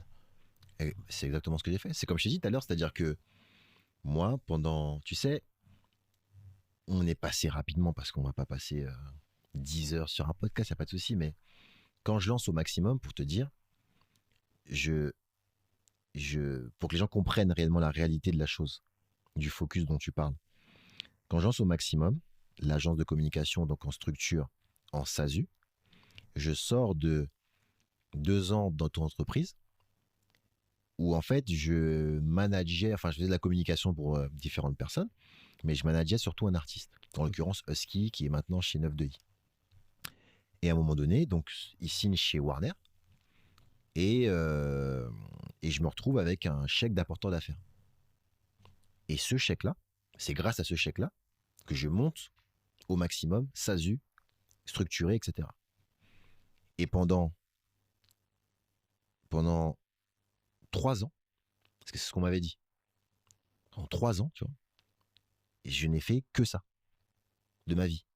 Pour te dire, même d'un point de vue personnel, je vais pas citer des marques, mais j'allais dans un magasin de fast fashion, j'achetais 4 jeans noirs, j'allais là, je peux citer la marque, elle est sympa. J'allais chez Carhartt, je m'achetais 3 sweats noirs et je me suis habillé comme ça. Si tu regardes mes photos de l'époque, je me suis habillé comme ça pendant genre 2 ou 3 ans. Sweat noir, t-shirt noir. Comme ça, je réfléchissais pas. Je me prenais pas la tête. J'avais pas accordé quoi que ce soit. Sweat noir, t-shirt noir. Ça, c'est un truc que je raconte souvent aux gens qui me disent ouais, machin. Et pendant 3 ans, j'ai pas dépensé un centime. Dernièrement, j'ai lu le livre de Jay-Z ça m'a fait penser à ça parce qu'il racontait que quand il était focus pour aussi construire son business, bon, qui était un business un peu plus illégal, voilà, mais peu importe, il n'avait pas ce domaine pour rien. Il allait chez McDo parce qu'il y avait un menu je crois que c'était McDo, je crois, bref, peu importe, dans un restaurant de fast-food, il y avait un menu à $2 où tu avais ta boisson, ton hamburger et trucs. Et pendant genre 2 ans, il a mangé que ça. Parce que quand il se faisait $100, il dépensait que $2. Et ben c'est ça le focus. C'est pas qu'un focus, tu vois, c'est parce que ça, c'est un peu le rêve d'Internet. Un focus entrepreneurial, c'est super, on va faire des réunions. Non, ton focus, il est aussi personnel. Et moi, avant de pouvoir étendre au maximum, de pouvoir embaucher des gens, de pouvoir monter d'autres structures, pendant 3 ans non-stop, j'ai fait que ça. Que du rap, de la communication, au service des labels et des majors. Et je ne faisais que ça de ma vie. Donc ouais, je suis tout à fait d'accord avec Rick Ross, qui lui, pendant X années, a essayé d'avoir un tube. Il a eu Hustling. Il a continué sa carrière en tant que rappeur. Et après, il a commencé à faire ses business, à écrire des bouquins, etc., etc. Mais moi, l'idée de faire plein de choses dès le départ, alors que tu n'es pas spécialisé en quelque chose, très bien pour celui qui arrive. Et franchement, félicitations, parce que pour moi, ça s'appelle du génie. Mais moi, je n'y arriverai pas et je ne pense pas que ce soit la bonne méthode. Parce que ce focus-là m'a aussi fait apprendre énormément de choses qui me servent dans mes autres structures. Ok. Tu vois, donc si tu n'es pas focus à fond sur au maximum, j'aurais pas appris à faire des bilans de société. Et aujourd'hui, si je peux te faire à la fin de l'année 10 bilans, c'est parce que j'ai été pendant 3 ans focus sur les bilans d'au maximum. Si j'avais délégué ce bilan à quelqu'un, bah aujourd'hui, je ne saurais pas faire des bilans et donc peut-être que mes bilans seraient faux, peut-être que j'aurais des problèmes avec l'URSSAF. Non, aujourd'hui, j'ai 10 sociétés, j'ai des problèmes avec personne parce que je sais comment faire un bilan et comment gérer ça avec mon cabinet comptable. Donc tu vois, il y a aussi des choses dont tu ne te rends pas compte sur le moment, mais tu as tellement été concentré que c'est ancré en toi. Et après, tu délègues. Et après, tu multiplies. Pour moi, c'est vraiment la méthode. Super. Tu parles de, tu vois, t'acheter certains vêtements pour ne pas réfléchir. C'est vrai qu'en fait, dans la journée, on a un peu au niveau physiologique, on a un peu une batterie de décisions. Et plus tu prends des décisions, et plus effectivement, bah, ça te fatigue, etc. Donc c'est pour ça qu'en général, on essaie, je mets des guillemets, mais en tout cas, d'évincer ou d'automatiser ce à quoi on pense. C'est pour ça que des fois, on a des routines, comme tu dis, par exemple, pour les vêtements, pour pas avoir à réfléchir à choisir les vêtements, etc., etc. Parlons productivité. Aujourd'hui, donc, tu as beaucoup de choses, en tout cas, que tu chapeautes aujourd'hui. Ouais. C'est quoi une journée dans la vie, Alexio Nestas?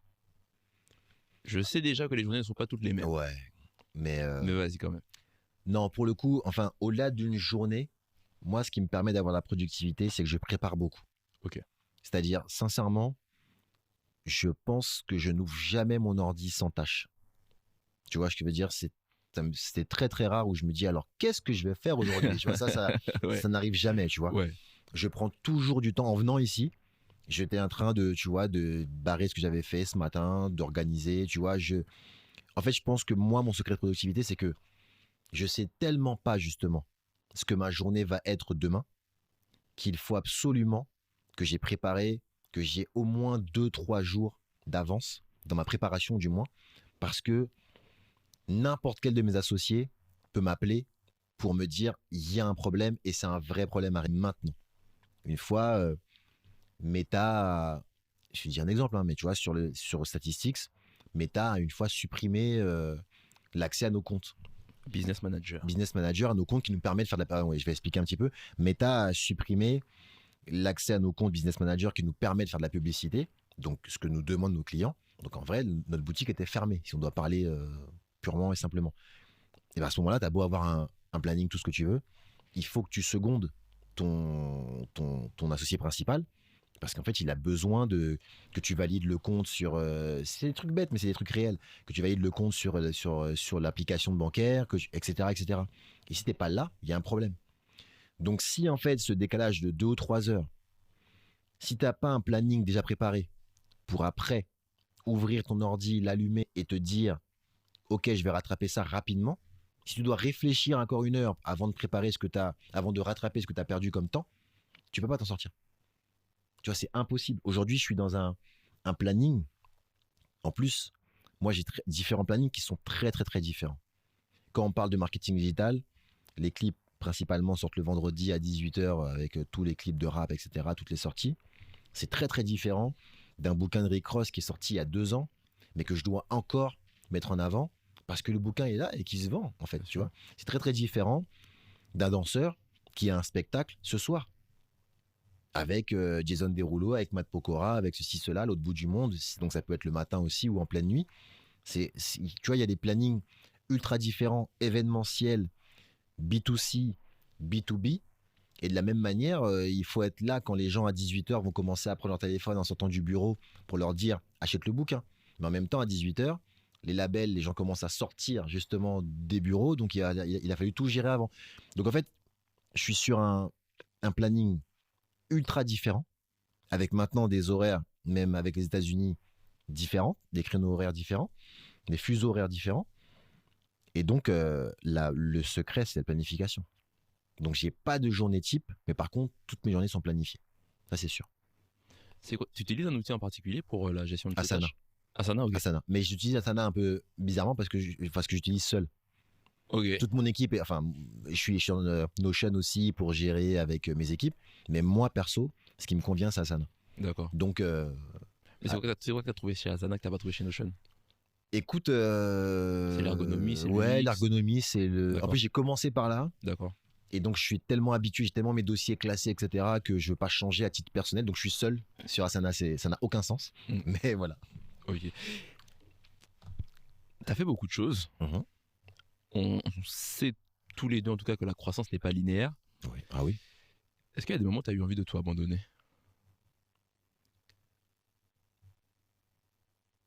Non, parce que je peux pas.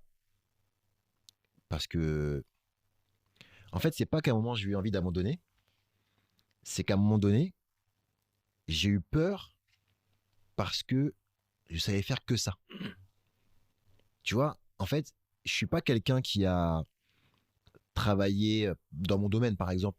Je suis pas quelqu'un qui a travaillé en maison de disques, qui puis après est devenu indépendant, ou quelqu'un qui a travaillé en agence, qui après a monté sa propre agence. Moi, je suis quelqu'un qui a, dès le départ, été indépendant. Et le problème que quand tu es indépendant, c'est que tu progresses à ton niveau, à ton rythme, mais tu sais pas si tu es bon, en fait, en réalité. Peut-être que demain, on m'aurait mis un bureau chez Publicis et j'aurais été nul. Tu comprends ce que je veux dire? Je vois. Parce que j'ai utilisé mes codes, mes stratégies, j'ai imposé mes produits qui soient vestimentaires, événementiels, littéraires, etc.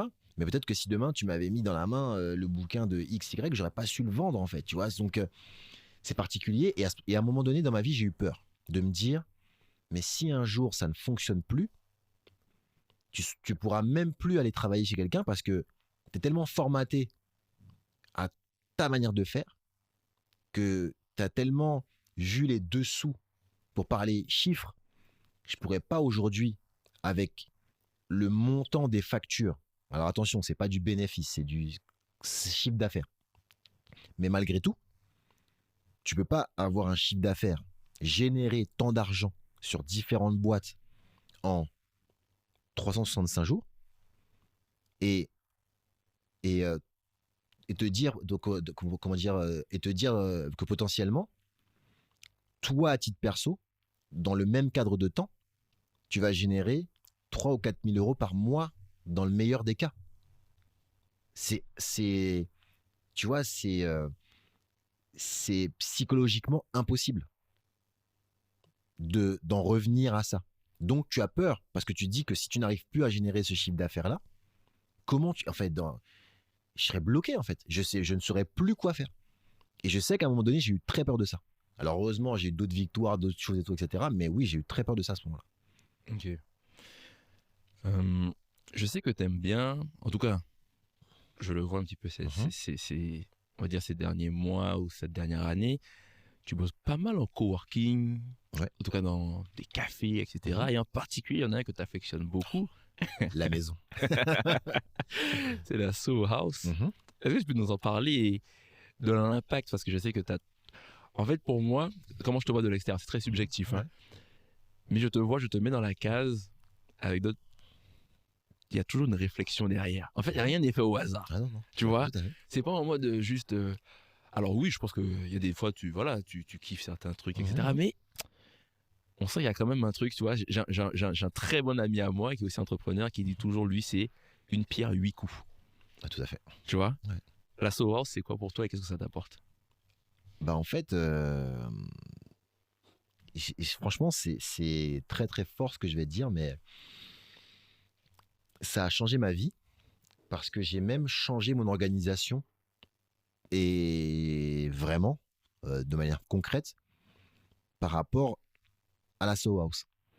Parce que, en gros, j'ai construit la structure au maximum telle qu'elle était avant, avec des références qui n'étaient pas les miennes, avec des références qu'on te met en tête. Et j'en arrive à la Soho House, hein, tu vas comprendre le truc, mais j'avais mon bureau avec des gens à l'intérieur que je payais pour réaliser des tâches. Parce que c'est comme ça qu'on m'a dit qu'on faisait, en fait, qu'on travaillait. Et quand j'ai découvert la Soho House euh, et que j'ai été admis à la Soho House, j'ai vu tous les jours de la créativité, de l'inventivité, des rencontres ici, à l'international, parce qu'il y a des Soho House partout dans le monde, etc. J'ai vu des personnes me demander de proposer des projets, etc. etc. Et ça, c'était quelque chose que j'avais pas connu depuis très longtemps. Parce que même au sein de mes bureaux, il n'y avait plus d'énergie. Et moi, j'ai fermé mes bureaux à cause de la Soho House. Ok. Je me suis séparé de mes équipes parisiennes à cause de la Soho House. Wow. Parce que je me suis dit qu'en fait, mon bureau aurait dû être une Soho House, en fait. Tu vois que j'ai amené tellement de projets incroyables. Et comme je dis j'ai amené les projets, même si on les gérait en équipe. J'ai été chercher tellement de projets incroyables que la seule chose que je demandais aux gens qui travaillaient avec moi, c'est d'avoir cette énergie-là. Quand, je suis désolé, mais j'avais beaucoup, par exemple, je bossais beaucoup avec des femmes issues de l'immigration. Quand je te ramène le bouquin d'Issaré, pour moi, il doit se passer quelque chose, tu vois. Ça doit te dire, en fait, limite, tu dois me quitter pour aller bosser avec Issaré, en fait. Tu comprends ce que je veux dire? Moi, j'aime cette énergie-là de progression et je suis très, très fier quand mes équipes vont ailleurs, etc., etc. C'est vraiment quelque chose que, parce que moi, je l'ai fait, donc je peux pas leur en vouloir. Et je ne trouvais pas cette énergie-là. Et la Soho House me permet de, de vivre tous les jours, de me réinventer tous les jours. Parce que tous les jours, que ça soit ici à Paris, à New York, j'ai cette vision internationale et je rencontre des gens différents dans différents domaines. Et j'ai fait des soirées d'inauguration de mes bouquins là-bas, j'ai fait des conférences là-bas. Et au final, si tu viens juste t'asseoir pour travailler, ça n'a pas de sens dans ce lieu parce que c'est un lieu de coworking privé mais qui met les gens en relation et avec des bureaux et des lieux dans le monde entier où tu peux prendre soin de toi parce qu'il y a une salle de sport, il y a plein de choses comme ça qui te permettent aussi d'un point de vue de physique de prendre soin de toi, d'un point de vue psychologique aussi. Et moi, bah, une fois que je suis arrivé là-bas, j'ai voulu travailler que là-bas. Donc j'ai fermé mes bureaux et je travaille là-bas maintenant. Et ça me permet aussi de vraiment d'avoir cet aspect, comment t'expliquer, sans limite, parce que demain, je peux prendre un avion et je suis chez moi partout. Et ça, c'est quelque chose que je n'avais pas anticipé quand j'avais mes bureaux, parce que pour moi, c'était vraiment, ouais, j'ai réussi, j'ai des bureaux. Mais en réalité, la vraie réussite, c'est quand tu peux avoir un bureau n'importe où et rencontrer tout le monde. Dernièrement, j'étais à Hong Kong et j'étais à la Soho House, donc justement, je travaillais là-bas. Et en fait, j'ai monté des collaborations, business, relations avec des gens de Hong Kong. Et tu as beau me donner le meilleur des bureaux à Paris, sur les Champs-Élysées, etc. Ça ne vaut pas ça. Ça ne vaut pas le fait de poser son ordi à un endroit où tu ne connais personne, rester 10 jours et avoir refait ton carnet d'adresses dans un pays où en plus, Tu n'as aucune référence. À New York, à Los Angeles, etc., c'est facile, entre guillemets, parce que voilà, c'est ce que tu viens chercher. Dans un pays comme Hong Kong, où je n'avais jamais été, où je connaissais personne, revenir avec tout ça, sans la SOA, ça serait impossible. Super. Voilà. Et vu que tu voyages beaucoup, t'es plus, alors pour travail, hein, je parle, Mhm. t'es plus team remote ou team présentiel? Je vais t'expliquer J'ai plus de bureau, donc... Ouais, bon, tu réponds déjà un petit peu. Ouais. Mais il y a un truc, c'est que, après, tu as parlé des séminaires, etc. Mhm. Alors, même chose, toi, dans le digital, moi, je sais que les 2 boîtes où je suis passé, j'ai toujours été en full remote. Mhm. Les clients, j'ai toujours été en full remote. Alors, travailler à distance, moi, je dis full remote. Mhm.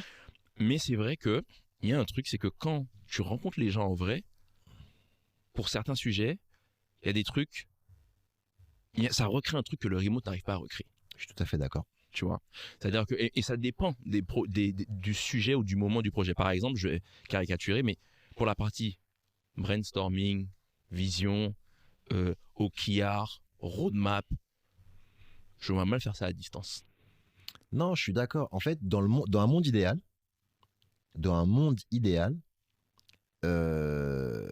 en fait, mon monde idéal, c'est la SOA House, en fait. C'est pas pour être redondant, hein, Ouais.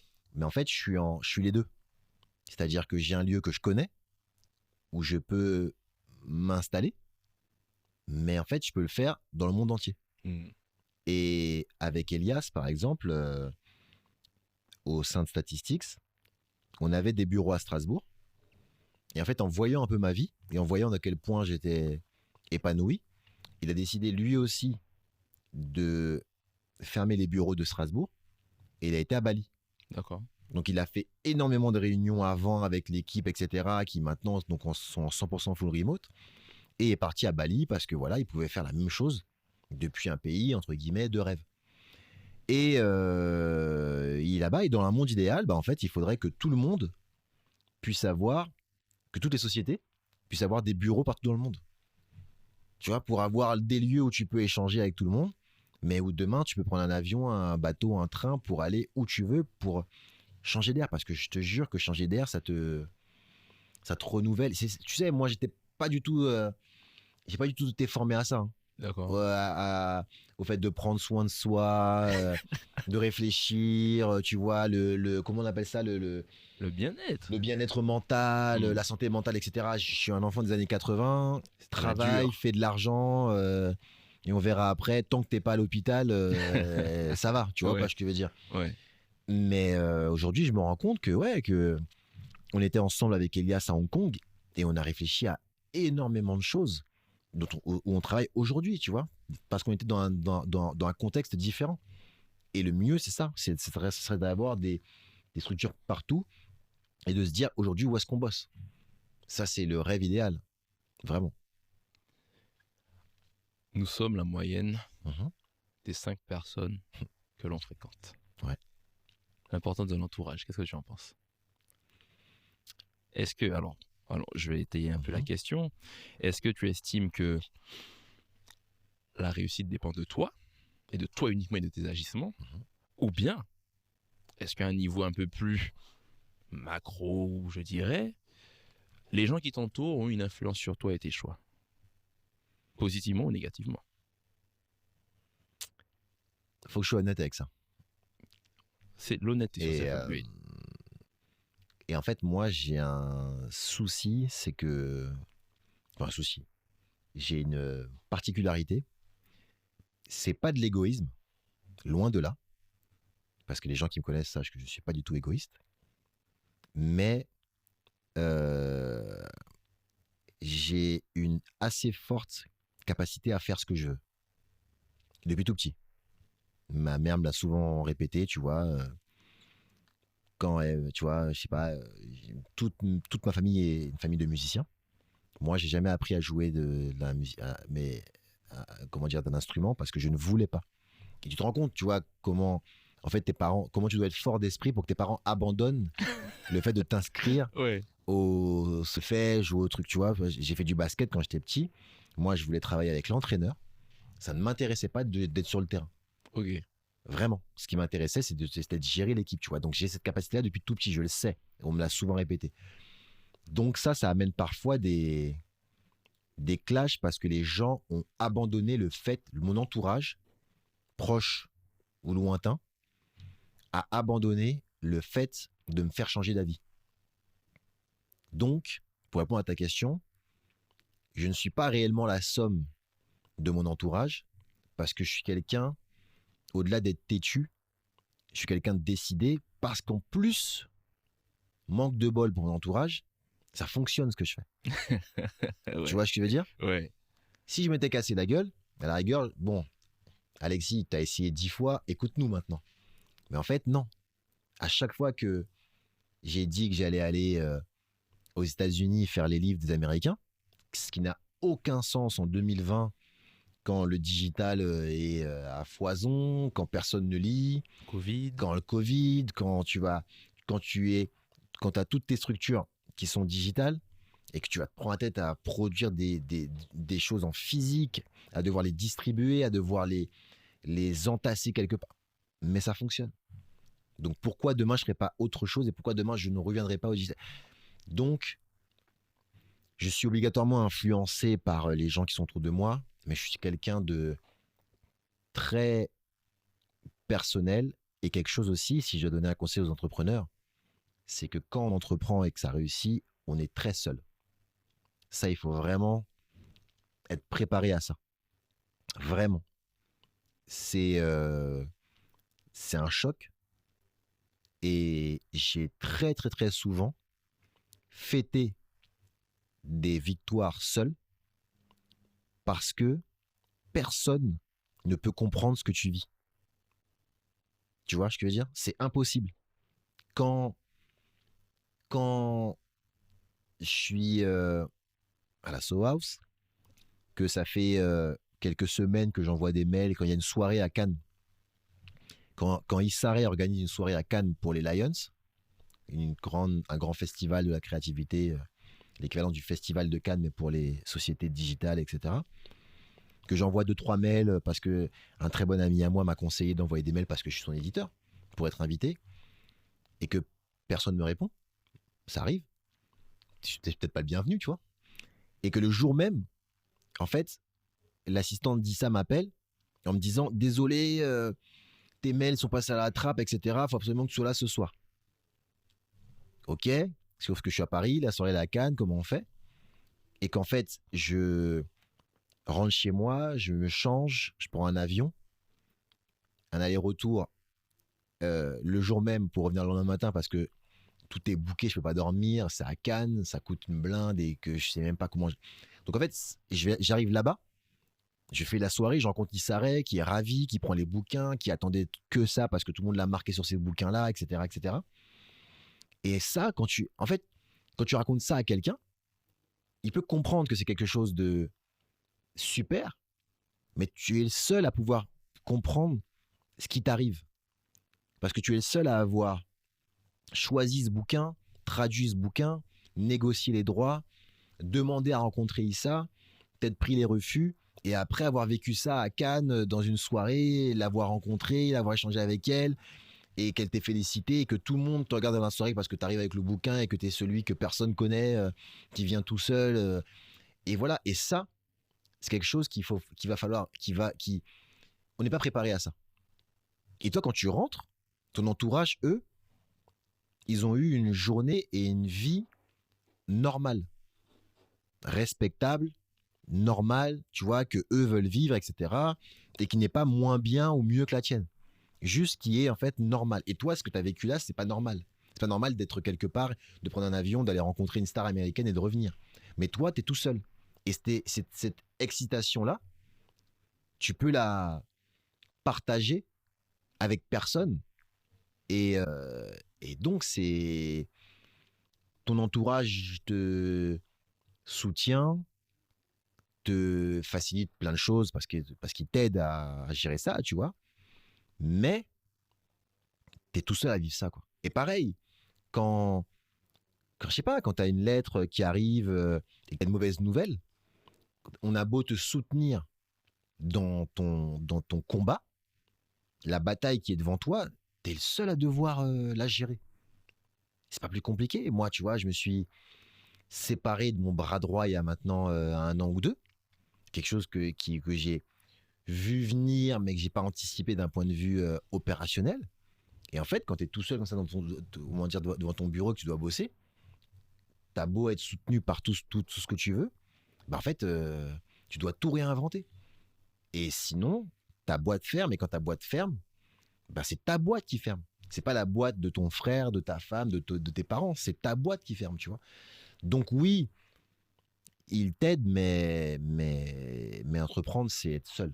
Et ça, faut vraiment, vraiment, vraiment, vraiment le savoir, l'anticiper. Et je trouve qu'on n'en parle pas assez. Vraiment, on n'en parle pas assez de cette solitude de l'entrepreneuriat, où même si tu as plein d'associés, et ben en réalité, c'est toi et ton combat, en fait. Parce que c'est ta vie, en fait. Tu vois, c'est pas que ton boulot et ton crédit, c'est ta vie, en fait. Et ça, ce que tu vis, personne ne peut le comprendre. Avec l'expérience que tu as aujourd'hui, Mhm. tu as quand même fait à peu près 20 ans, un Ah peu plus de non, 20 ans c'est ça, que tu tu peux fais dire. bien. Plus de 20 ans, parce que Plus en de vrai, 20 j'ai ans. 40 ans maintenant, j'ai 41 ans maintenant, tu vois, donc ouais, c'est ça. Tu grandis toujours, mais en tout cas, Euh, tu as 20 ans d'expérience dans ce domaine-là. Qu'est-ce que tu ferais si c'était à refaire différemment ou plus tôt? Là, je te laisse, tu vois, toute l'expérience que tu as, mhm. tu retournes quelques années en arrière, tu ferais quoi différemment? Ou plus tôt? J'aurais davantage confiance en moi, Ok. parce que je pense que c'est ce qui m'a manqué ces années-là, et que je me suis caché derrière les artistes avec lesquels je bossais pour pouvoir me prouver à moi-même que j'étais fort. Ok. Tu vois, mon but c'était, waouh, on va vendre 1 million d'albums avec un tel, alors qu'en fait, j'aurais pu vendre 1 million de quelque chose que j'ai créé moi-même. Ok. Tu vois, donc ça me dérange pas du tout. Franchement, s'il fallait faire tout ce que j'ai fait, je le referais dans le même ordre, parce que tout ce que je fais aujourd'hui est le résultat de tout ça. Donc vraiment, je ne regrette rien du tout. Mais je me mettrais plus en avant, j'aurais plus confiance en moi pour faire des choses et pas seulement gérer des choses. Ça, c'est quelque chose que j'ai découvert très tard, parce que, comme je t'ai dit, manque de confiance, pas de capacité particulière. C'est pas comme si un jour on m'avait dit, ah, tu chantes bien, tu joues bien au basket. Moi, j'ai toujours travaillé, travaillé, travaillé. À la fin, je savais bien faire les choses. Mais j'ai eu aucun don particulier. Donc, je pense que ça m'est resté, et que j'ai toujours vu le travail comme un don, mais pas le don en lui-même. Et aujourd'hui, de plus en plus, les gens me disent, mais tu sais, tu parles devant des gens, enfin, aujourd'hui, les gens me font beaucoup remarquer, en toute humilité, hein, mais les gens me font beaucoup remarquer que ce que je fais, c'est pas normal. Alors que pour moi, c'était juste la somme de mon travail. Tu vois le truc? Je pense que tu veux dire. Et donc, c'est bien de le voir tard, parce que j'ai la maturité maintenant pour gérer ça. Et j'ai pas, tu vois, peut-être que plus jeune, j'aurais pété un plomb et que j'aurais été un peu hautain par rapport à certaines choses. Mais aujourd'hui, je le prends très bien, je le gère très bien. Et s'il fallait tout refaire, je créerais plus de choses d'un point de vue personnel. Vraiment. Ok. Ouais. Ok. Quel conseil tu donnerais à quelqu'un qui veut se lancer dans le business? Un jeune ou un moins jeune, peu importe. À quoi il devrait faire attention? Qu'est-ce qu'il devrait garder à l'esprit? Donc, tu as parlé effectivement de la solitude de Mhm. l'entrepreneur, mais à quoi d'autre il devrait faire attention? En fait, je pense que les gens ne. Je pense que la population ne se rendent pas compte de la difficulté que c'est. Réellement. C'est-à-dire que. Et moi, j'en veux beaucoup, vraiment, j'en veux beaucoup aux entrepreneurs qui ont réussi, aux personnes qui vendent l'entrepreneuriat comme quelque chose de glamour, de rendre ça fashion, cool, appelle ça comme tu veux. C'est pas cool. C'est pas cool. C'est-à-dire que moi, déjà, je suis dans des activités cool. Donc, déjà, moi, je suis dans le côté qui shine, qui brille. Je suis avec Rick Ross, je suis avec 50 Cent, tu vois, je m'amuse, je fais des bouquins, je fais des soirées, et c'est difficile. Alors, j'imagine même pas les gars ou les femmes qui bossent dans la logistique, ou dans les techniques, ou dans les choses un peu plus, même le digital, mais tu sais, digital, back-office, où tu dois gérer du code, etc. Tu vois, des trucs pas glamour, en fait, tu vois. J'imagine même pas à quel point ça doit être difficile à ce moment-là. Mais il faut se rendre compte que être entrepreneur, c'est porter toutes les responsabilités. Mais quand je te dis toutes, c'est la responsabilité de la vie de tes associés, parce que c'est toi qui leur as proposé souvent, tu vois, en tout cas moi à mon niveau, tu vois, d'être entrepreneur. C'est la responsabilité de tes collaborateurs, c'est la responsabilité de tes succès, de tes échecs, de, comme je dis souvent pour rigoler, mais à un moment donné, le papier toilette, c'est toi qui es responsable de ça en fait. C'est incroyable tu vois, tu te rends compte à quel point le détail, tu vois ce que je veux dire? Ouais, je vois. C'est toi, s'il n'y en a plus, en fait, c'est toi qu'on regarde dans le bureau parce qu'on n'est pas une multinationale, tu vois. C'est toi qu'on regarde dans le bureau en disant qu'est-ce qu'on fait en fait. Tu vois ce que je veux dire? Mais Ouais. ça fait rire, hein, mais tu vois, Non, mais c'est réel. c'est à ce point-là, tu vois. Et en fait, il y a aussi l'envers du décor. C'est-à-dire que moi, parfois, je repense à ça et je me dis, il y a des gens qui m'en veulent pour certaines choses, qui sont ingrates pour certaines choses, mais qui se rendent pas compte que quoi qu'il se passe, je leur ai changé la vie en fait. Mais vraiment, quand je te parle de vie, c'est que tu vois, et encore une fois, je parle en toute humilité, mais c'est la réalité. Il y a des gens dont tu as changé la destinée. Parce que je sais, puisque moi, c'est ce qui s'est passé. Moi, je ne peux pas, ma fille, obligatoirement, doit quelque chose à Sully Céphile. Parce que c'est grâce à Sully Céphile que son père a pu évoluer. Et aujourd'hui, en fait, c'est grâce à tout ce que j'ai pu faire dans ma vie qu'elle a la vie qu'elle a aujourd'hui. Mais si Sully Céphile ne m'avait pas donné ma chance, peut-être que j'aurais fait autre chose de moins bien. Donc peut-être que sa vie aurait été moins bien.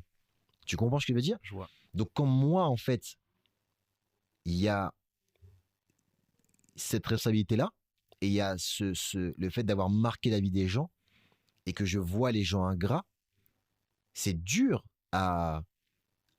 comment dire, à accepter. Que tu prends quelqu'un qui parfois j'ai beaucoup de respect pour les stagiaires, tu vois, mais qui était en éducation, en apprentissage, que tu lui donnes sa chance, qu'il évolue dans ta structure, et qui après ne respecte même pas le parcours et part du jour au lendemain, ou alors arrête de travailler avec toi pour des raisons futiles, ou alors ou alors si tu as tort, tu peux comprendre. Mais si c'est pas le cas, tu te dis waouh, quand même, tu te prends un peu de recul, tu te dis ma structure va continuer. On va continuer à faire des beaux projets, etc. sans cette personne ou sans elle ou sans lui ou peu importe.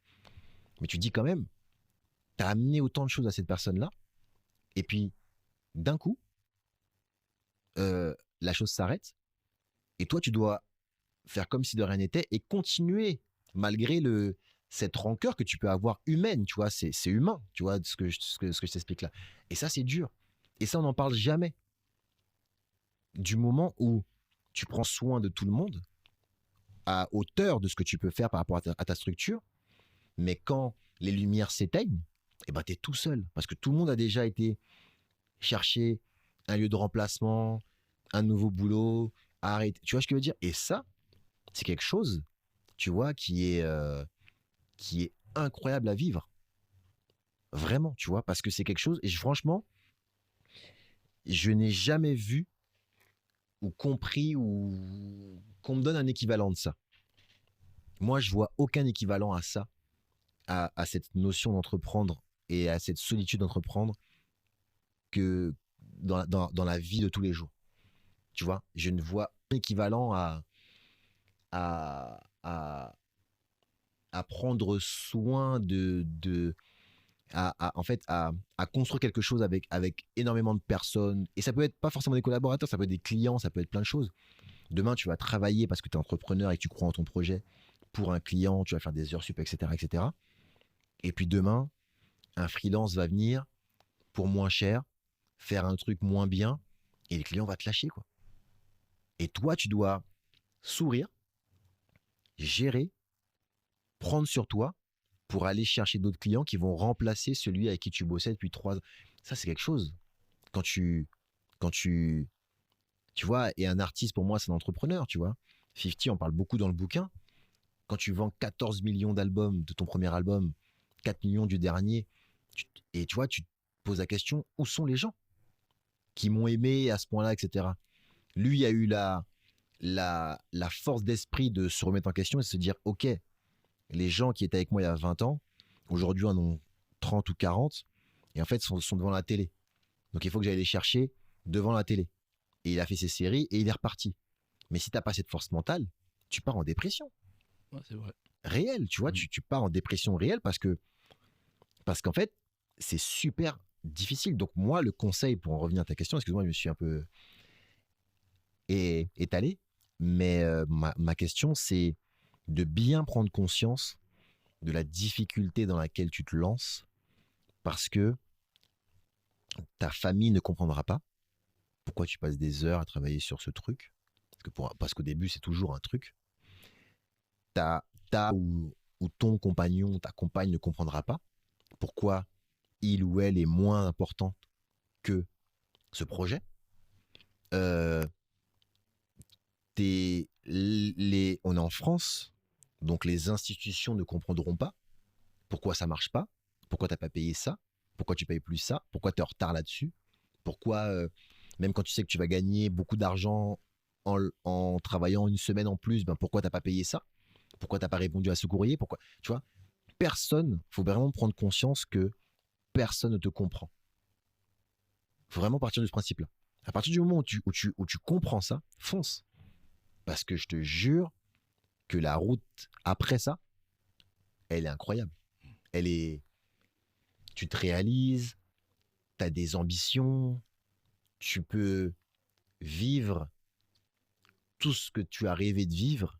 Et même dans la vie, entre guillemets, ce qu'on appelle la vie normale, tu vois, de la population. Moi, tu vois, j'ai pas de voiture. Je prends le métro et ça me dérange pas. Parce que dans le métro, même quand je suis coincé, machin, etc., dans le métro, je lis un livre. Et quand je lis un livre, en fait, je suis peut-être en train de lire le prochain livre tu vois, que je vais traduire, tu vois. Donc en fait, tu peux me pousser, tout ce que tu veux, ça peut puer, peut avoir des trucs et tout. Ça me dérange pas parce que même dans un métro bondé, je vis mon rêve. Et ça, c'est quelque chose que même un trader de la City, quand il va travailler et gagner en une journée mon chiffre d'affaires de l'année, très bien, mais il est heureux de sa vie, mais en même temps, il n'est pas heureux de prendre le métro à New York quand c'est blindé. Et ben moi, en tant qu'entrepreneur, même là, je suis heureux. Parce que je me réalise. Et ça, c'est quelque chose qui vaut 1 milliard de milliards d'euros. Tu vois. Voilà. Super. Je voudrais t'offrir ça. Waouh. Un petit cadeau. Je te laisse ouvrir, regarder Ok. ce qu'il y a à l'intérieur. D'accord. C'est, pour le décrire, c'est un maillot de sport. Pour moi, c'est pour faire du sport, hein, on est d'accord. Self-bread, ok. Très bien. Ok. Est-ce que tu acceptes ce t-shirt? Eh ben ouais. Et je sais déjà où je vais le porter. Ok. La salle de sport du Soho House. Très bien. Super. Alors. Merci beaucoup, merci. Ouais, pas de souci, avec plaisir. En acceptant ce t-shirt, ouais. Tu viens d'accepter le défi de l'upgrade. Ok. Je sais que tu es... c'est pas très contractuel tout ça. De me donner un truc et après de me faire signer des obligations. C'est pas très business entrepreneur ça. Ok. C'est très plutôt au plus de Saint-Ouen, t'as touché, tu payes. On est là-dedans. Là. Vas-y, dis-moi. Donc, en plus, t'as dit au début, voilà, je suis digital, mais pas vraiment, etc. Ouais. Et tout. Moi, j'aimerais voir, en tout cas, te voir faire quelque chose. Parce que le défi de l'upgrade, il est là aussi pour que, en tout cas, tu puisses aussi upgrade sur certains trucs. Okay. Donc, j'analyse ce que tu fais, voici ce que je te propose. En gros, tu sélectionnes l'agence de ton choix que tu as. Ok. Je vais te demander, on va faire 2 choses. La première chose, alors peut-être que tu l'as déjà fait ou pas. Dis-moi. C'est de faire un peu un audit de tes process en interne. Ok. En gros, je caricature, par exemple, l'onboarding d'un client, ça prend combien de temps? Ok. Pour délivrer une prestation pour un client, en général, ça nous prend combien de temps? Ou ça passe par quoi? Ok. de faire un audit. Le premier audit, en fait, il va te donner un peu ta prestation témoin, si je puis dire, combien de temps ça prend. Ok.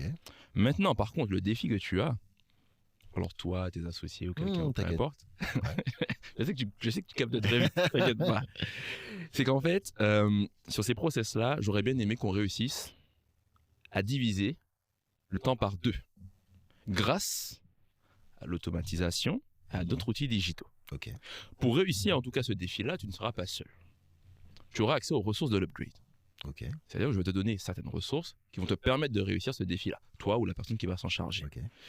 Ce défi, il va, si tu le réussis, déboucher sur une récompense ou sur une conséquence. Wow. Si je réussis pas. Si tu réussis pas. Ok. Est-ce que tu acceptes ce défi? Eh ben oui. Franchement oui. Parce que de toutes les manières, l'audit, pouvoir faire mieux, plus rapidement, c'est toujours un défi que j'accepte. Parfait. On se serre la main de façon solennelle? C'est Parfait. fait. C'est filmé. C'est Parfait. enregistré. Est-ce que tu as un dernier mot pour les auditeurs? Eh bien, merci déjà d'avoir pris le temps d'écouter. Merci d'avoir pris le temps de me soutenir durant toutes ces années en partageant mes projets. Et voilà, merci à toi pour les questions et pour avoir passé ce moment, c'était vraiment cool. Et surtout, le message principal, c'est que quoi qu'on vous dise, en fait, c'est franchement, hein, c'est encore une fois, c'est très très basique, mais on n'a vraiment qu'une seule vie. Et quoi qu'on vous dise, peu importe dans quelle situation vous êtes, croyez en vous. Parce que réussir, et ça c'est très important notamment pour les jeunes, c'est pas forcément... Bien sûr, l'argent est important, voilà, on vient d'en parler pendant plein de temps, mais c'est surtout s'accomplir. Et si vous voulez aller vendre des choses au fin fond de je sais pas où, aller faire des choses, en fait, faites-le. Et si vous réussissez pas à faire ce que vous voulez faire, essayez au moins d'évoluer dans le milieu où vous voulez vraiment être. Parce que, et là ça vient d'un quarantenaire qui est au milieu entre guillemets de sa vie, la vie passe très vite. Et une fois qu'on a un enfant, on se rend compte qu'en fait, il y a quelque chose qui va durer après nous. Et que si on peut laisser des traces de notre passage, c'est moi, tu vois, je me dis tout le temps, ça sera ma dernière phrase, c'est incroyable de me dire que il y a des milliers de livres de 50 Cent qui ont été vendus avec mon nom dessus. J'avoue, c'est beau. C'est incroyable quand même, tu vois, de se dire, en plus, un livre, ça se garde. Moi, j'ai des livres de ma mère, de mon père chez moi, tu vois ce que je veux dire. Et donc, en fait, pendant des générations, il va y avoir un, tu vois, et ça m'a pas rendu millionnaire, billionnaire, tout ce que tu veux, mais je l'ai fait. Et donc, c'est ça que je dis aux auditeurs, c'est faites quelque chose qui vous rend fier de vous ou quand vous aurez 80, 90 ans, peu importe la situation où vous êtes, vous pourrez sourire de ça. Et même si on vous dit, mais t'as pas réussi ta vie, bah toi, au final, tu sais que ça, moi, demain, là, aujourd'hui, on peut plus me dire que j'ai pas réussi ma vie. Même si demain, je fais banqueroute, tout ce que tu veux, hein, je sais que j'ai rencontré les gens que je voulais rencontrer, j'ai fait des choses, entre guillemets, à mon niveau, à moi, de là d'où je viens, extraordinaire. Tu vois, et c'est le but d'une vie, je pense. Voilà. Donc, écoutez-vous et faites ce que vous avez envie de faire. Super. Et écoute, merci Alexis en tout cas pour le temps que tu as accordé à Self Upgrade. C'était vraiment un épisode, je trouve, très très très intéressant, merci qui a apporté beaucoup de valeur. Où est-ce qu'on te retrouve principalement si on veut rentrer en contact avec toi? Alexis Onestas. C'est pas plus compliqué. Les réseaux sociaux, je suis partout sous mon nom. Il n'y a pas de pseudonyme. Alexis Onestas. Voilà, okay, n'hésitez pas. Super. Bah, écoute, en tout cas, merci pour tout. Merci. Et puis écoute, j'ai hâte de voir tout ce que tu vas faire et les prochains projets dont tu vas parler. Et puis écoute, hâte de voir aussi comment tu vas réaliser ce défi. Gros défi que tu m'as imposé. Merci beaucoup. Pas de soucis. Salut, merci. Ciao.